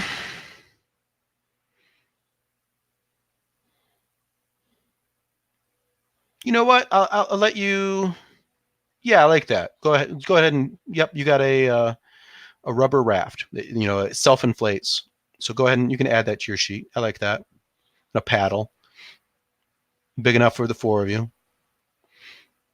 And snacks, you can scribble down black box from the albatross.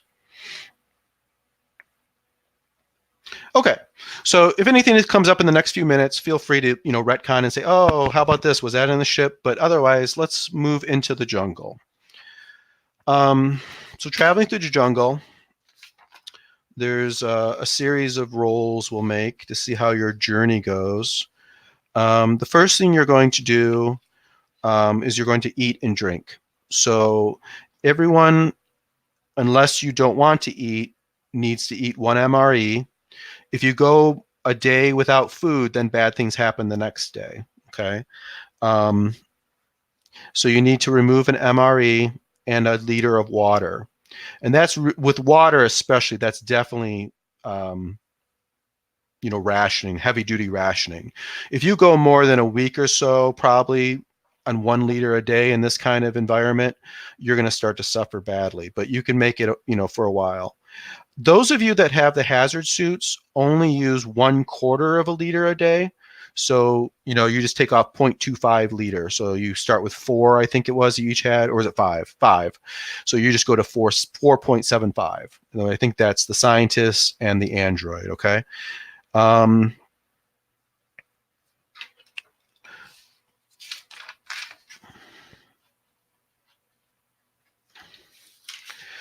Now what we're going to do is we're going to make a navigation check.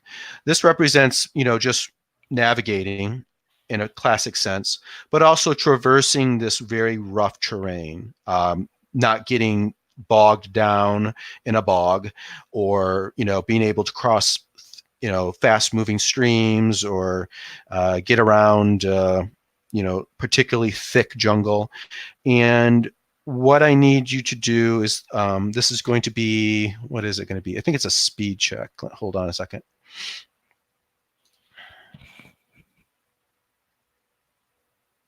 No, it's actually an intellect check. So you're going to, someone's going to make an intellect check.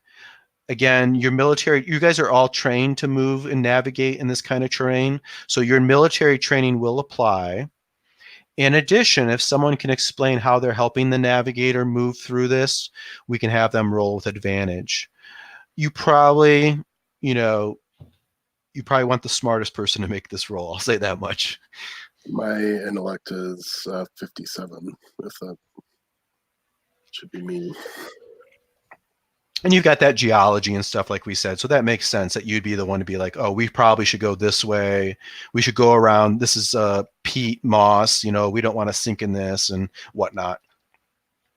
Can anybody think of a way that they would help the scientist, help Svetlana navigate your way towards the river? I mean, I've got a machete, so I've got a machete that I could use to help clear the path for you. Okay. Yeah, I like it. So, Svetlana, you're going to make 2 intellect checks and keep the best one. And I'm doing this at +10. With a +10. Unless you have a even better skill that you think might apply here, which I think is what, pathology? I don't think so. Yeah, pathology is not going to do it.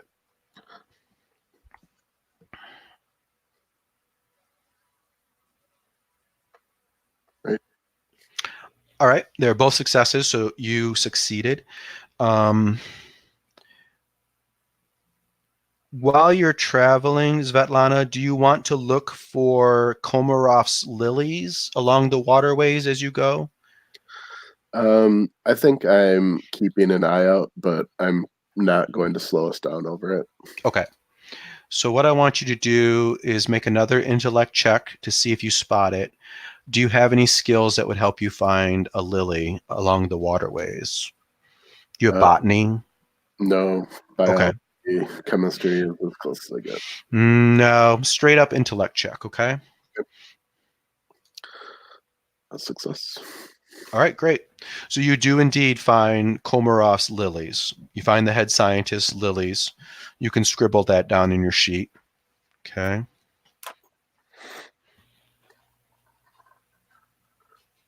I do have a picture of them here somewhere. It's not super important, but add a little flavor. Here it is.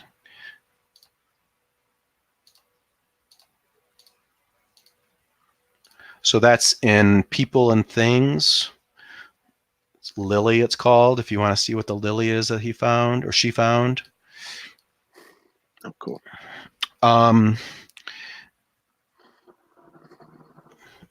You make good time. You cover quite good ground. Svetlana does an excellent job of keeping you out of the worst parts of the terrain. And you reach this spot called the Jungle Pool. Late in the afternoon, you probably got another hour or two to march before it's time to set down and rest for the day. Let me tell you about the Jungle Pool. So you enter this area where there's this pool that kind of leads. It's kind of to the side of the, it runs into the river, and it's very quiet here. There's very little sound. There's just a few birds flying overhead. Most of the time you've been going, there's flocks of birds would go past every once in a while, and you haven't seen anything but birds or these insects.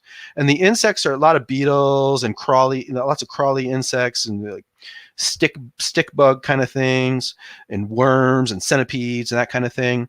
But a lot of them are pretty big. Like some of them as big as a rodent, some of them as big as like a rat. But they haven't bothered you. They haven't seemed to have any interest in you.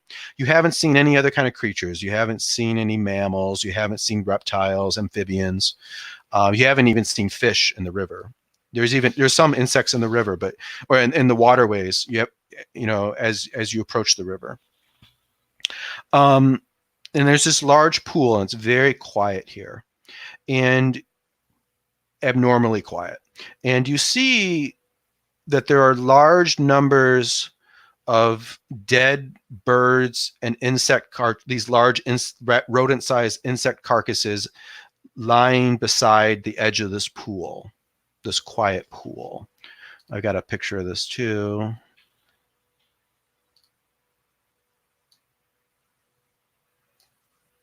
There you go. The jungle pool.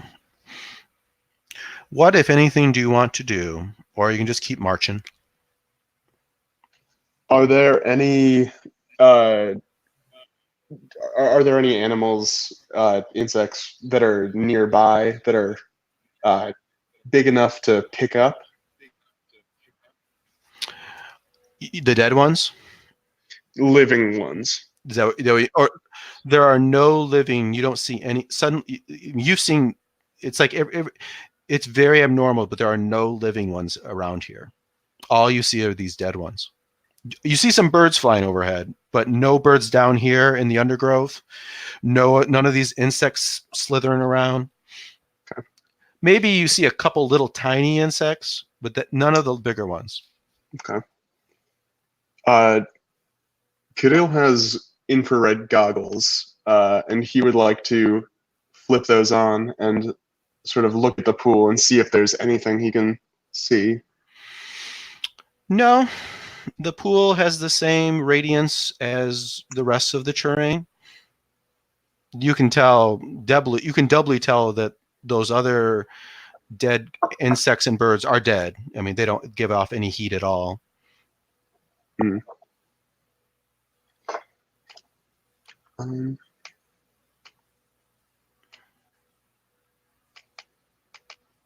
Okay.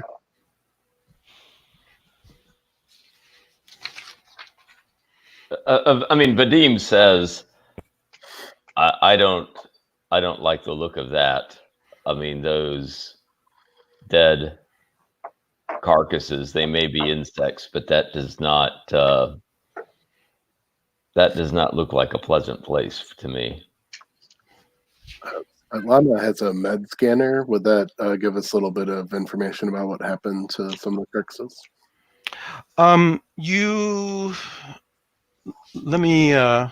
Can you read the text on the med scanner for me? It's on your equipment sheet. Yes. Allows the user to scan a living or dead body and to analyze it for disease or abnormalities without having to do a biopsy or autopsy. Yeah, that definitely would help. You would need to move up to them, though. I'm imagining you guys like 20 meters from this pool right now. You'd have to get probably within a meter or two of them at least. Do we still have we have the raft paddle with us? Yeah. You could just walk up. The ground is marshy like it tends to be everywhere here, but you could walk up to these. You don't have to go on the water necessarily to reach these things. They're along the side of the pool. They're not out on the pool. The dead carcasses. I think Svetlana wants to get up in there, but is maybe going to check with her lieutenant first to make sure that he thinks it's worth bothering over.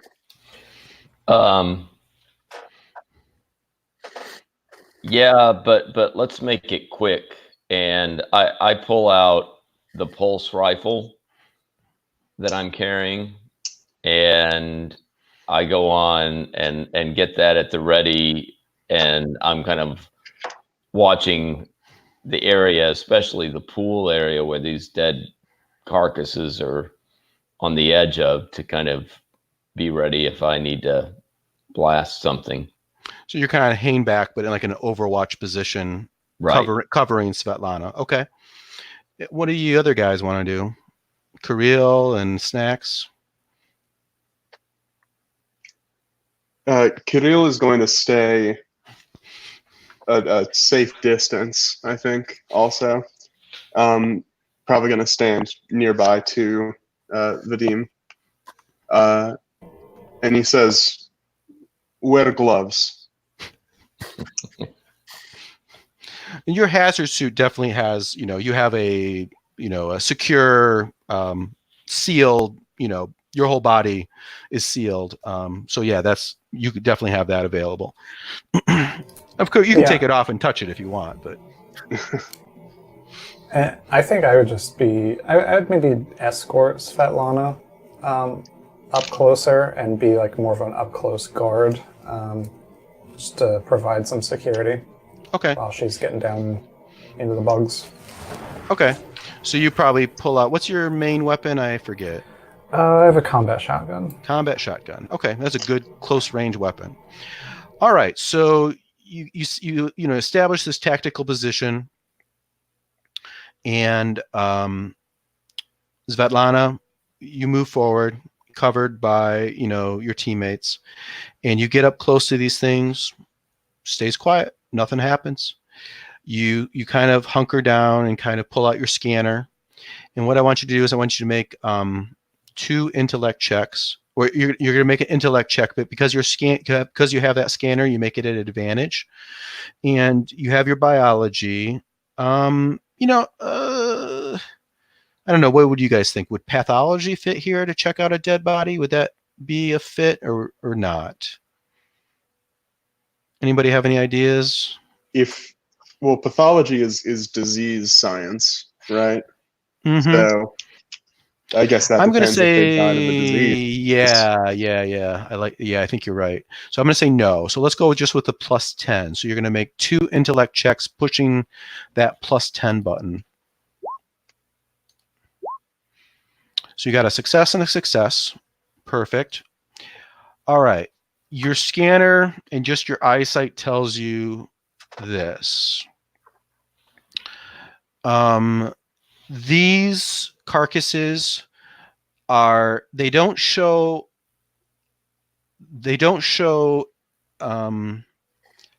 many signs of decay, which tells you they haven't been here too long, but they are desiccated. They are dry, mummified husks.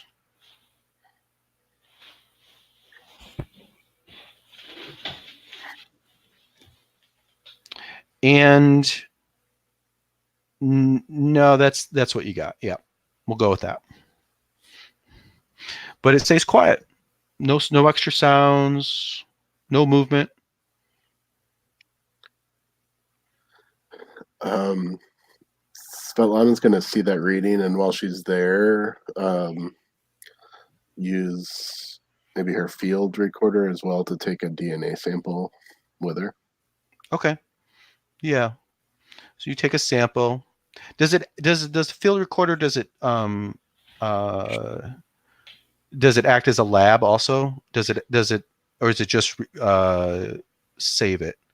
It performs basic genetic and material analyses on foreign objects. Okay. So I'm going to say that's going to take a little bit of time. Like that would be like when you're sitting down at camp kind of deal. So remember that you took that sample, and you can kind of investigate it, do some testing on it once you get to sit down. Cool. Okay. Anyone else have any ideas of anything before you leave this jungle pool?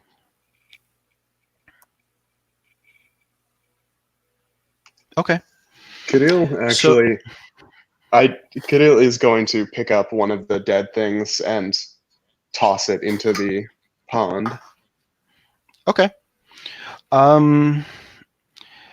Plop, and it just kind of floats because it's so dry. Yeah. Nothing happens though.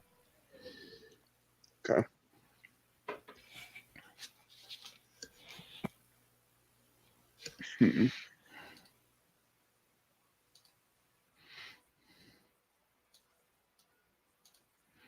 Yeah, that's all I got. Okay. So you guys march on. None of you want to camp here, right? So you push yourself to march along through trudging. You've reached the river. You're trudging along the side of this wide river. I imagine when I think of it like the Mekong, like in Apocalypse Now, this is a big, wide river, slow moving, muddy, lined with heavy vegetation. Some spots are, uh, shadowed by all of the vegetation, the huge trees. And you do your best to kind of move along the shore. And you find a decent spot along the river to camp. And I'm just going to say this straight out to avoid the classic OSR thing of like setting up watches and all that. Nothing's going to attack you during the night. We don't need to worry about watches, that kind of deal. Okay. So we're going to skip that part. But what we are going to do is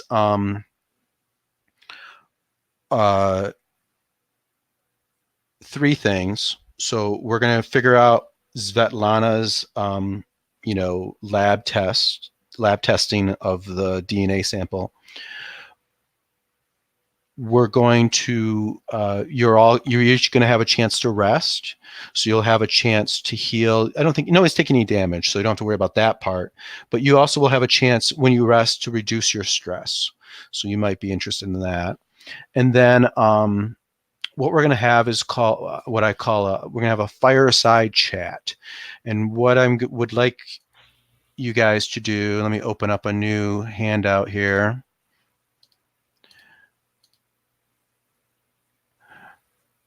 Every night as you travel through the forest, I'm going to have one of you guys kind of bring up something on their mind. And there's a handout. It should be right there, fireside chat. And I've listed some suggestions of things to bring up. And as you can see from my suggestions, they're all kind of grim. They're all kind of foreboding. You are free to bring up anything else you want to talk about, but I would maybe lean into something in that direction, something not pleasant, not very calm, or you're not going to sing songs together, right? So I put that out there for you guys to think about and to consider. We're probably going to stop actually pretty soon. So what I think I'll do, we'll rest. And then when we come back next week, we'll pick up with your fireside chat after your first day traveling through the jungle. And so far, so good. So resting, what you do is, it's usually in two parts. You make a body save to heal any damage, and you make I think it's fear save. Let me look. To heal stress, it's a fear save. So, and based on how you roll, you either heal a certain amount of damage, or you heal a certain amount, or you reduce your stress a certain amount. One benefit of having your camping gear is that you all can rest in relative comfort. So if you didn't have that, you'd have to roll these rolls at disadvantage. So you're going to make these rolls straight up. You're going to, one other advantage is for the healing, if it was like, if someone had first aid, they could help somebody. But for relieving stress is if someone has psychology or theology. And I think, Vadim, did you take theology? Yes, I do have theology, yeah. Okay. So you can pick one other member of the team and, just kind of explain to me how you use your theology to calm them maybe, and they'll get a roll with advantage on their roll to reduce their stress. I think the one I would just be most initially inclined to do this with would be Snacks, recognizing that he's a rookie and it has probably not been, clearly was rattled by the landing. And, and I think what I would do is I think I would both talk to Snacks about a similar situation. I certainly have been through crashes before and have come out okay. So I would talk about that, but I think I also would reveal, like, I don't really talk about my religious beliefs very much, but I would kind of mention that there are powers and forces in this universe that are greater than us and that are watching over us. And I've been through plenty of situations where it seemed dire and extreme, but I've always come through those situations, and that is partly because there is a kind of uh, something that is keeping watch and protecting those who are um, you know have a good soul. Does that resonate with Snacks? Yeah, I think so, especially given the flashback we had with my talks with Olya. I think Snacks is definitely trying to keep an open mind and an open heart to that. Did Snacks have one of the polls on religion? I can't remember. No, I didn't No. get either of So the he's somewhere in religious. the middle. So he's Yeah. not an atheist, but he's not hardcore either. So yeah, that makes sense. So what each of you can do now, and Snacks is going to make a roll at advantage, but you each are going to make a what did I say, fear save, to see if you can reduce your stress. Okay, and I'll tell you what happens based on your roll.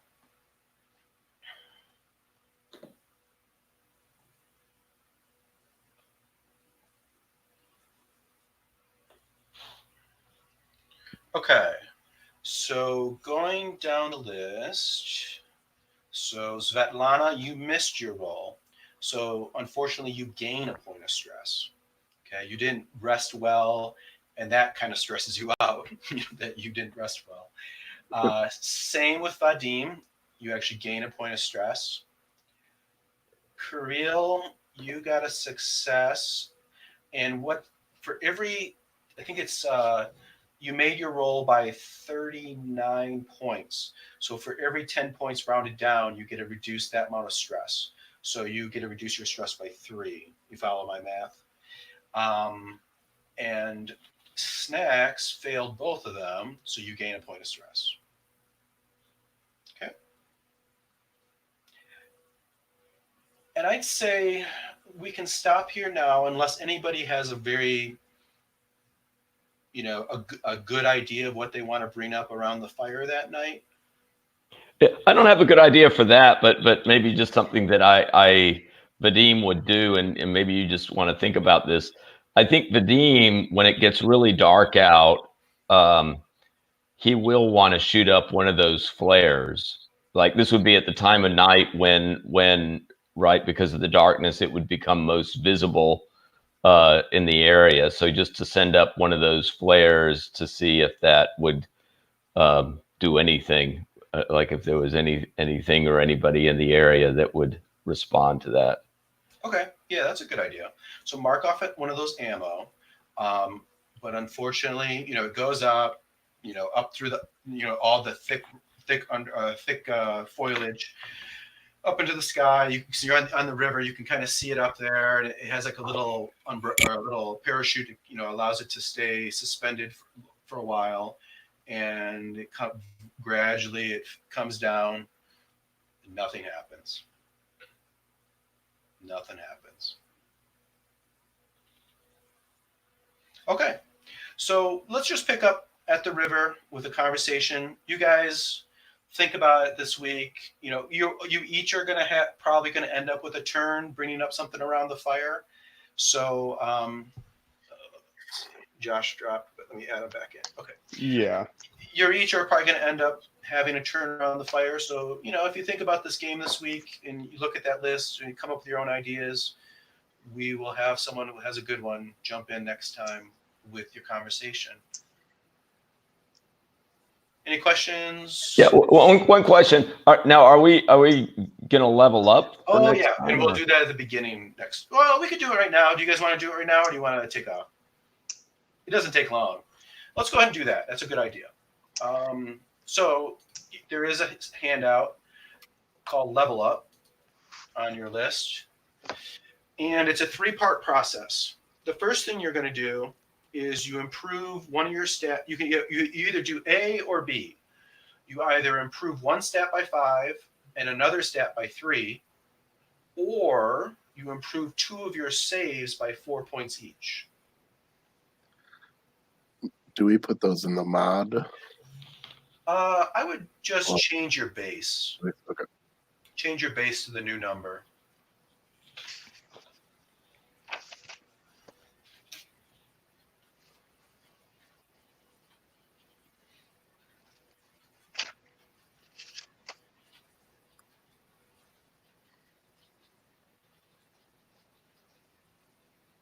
Also, on your character sheet, you can change your level to 1.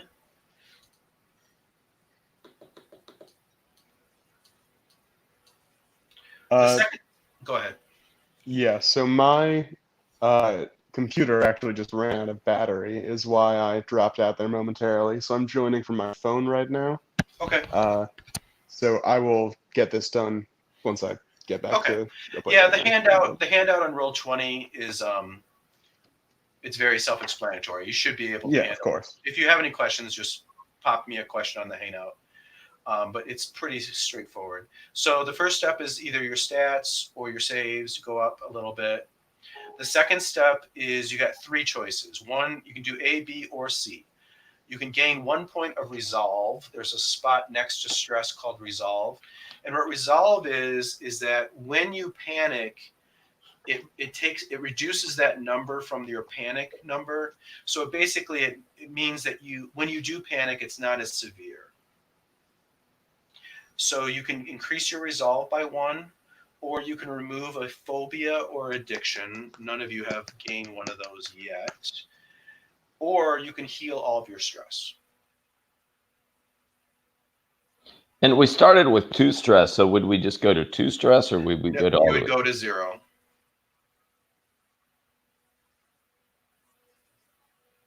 And then the third step is you each get 2 skill points, which you can spend just the same as we had in the beginning of the game. And remember, you can bank them too if you want to.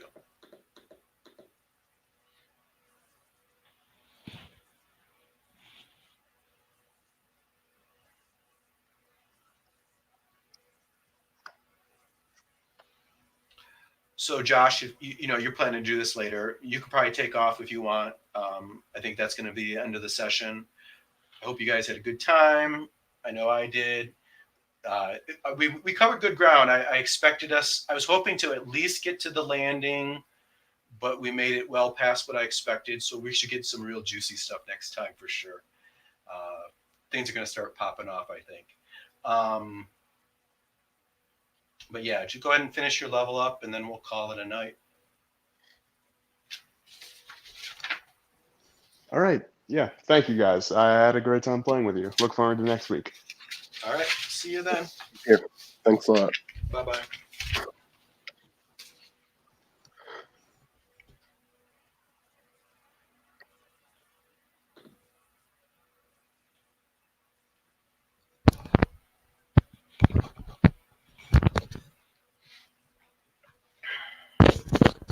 Yeah, I decided with my 2 skill points,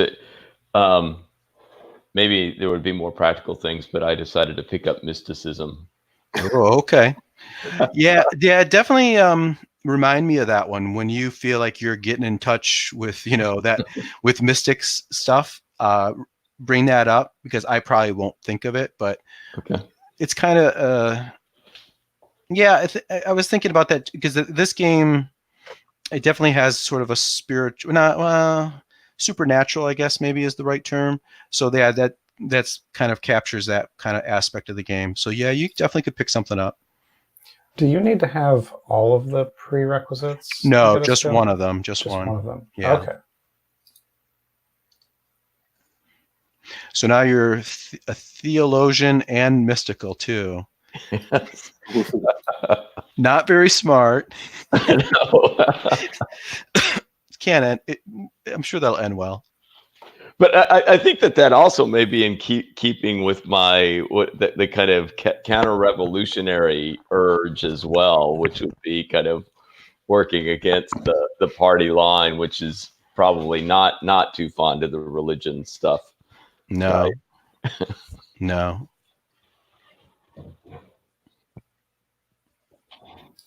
Yeah, I used my skill points to pick up jury rigging. Okay. Yep. I use mine to get psychology. Okay. And that can be used the same as theology to help people, recover from stress. So Cool. Remind me of that, next time you guys rest. Okay. And everybody raised their stats and either resolve or took away their stress with the second part of the level up process. Did you guys add out to your saves or did you add to your stats? Just curious. I added to my stats. I'm slightly smarter now. Okay. Yeah, I also did stats. Okay. Yeah, when we played it at home, the guy that's game mastering isn't pushing the saves very much, so we all just push our stats every level. But hopefully, we're going to be making a lot of saves, so hopefully that doesn't burn you guys too bad. I mean, you're not going to gain a whole lot in the course of 3 levels up, but it's not, I like that they give you that choice, forces you to have to figure out what you want to prioritize. Yep. All right, guys. Thank you. All right, thank you. Thank you. I'll see you next week.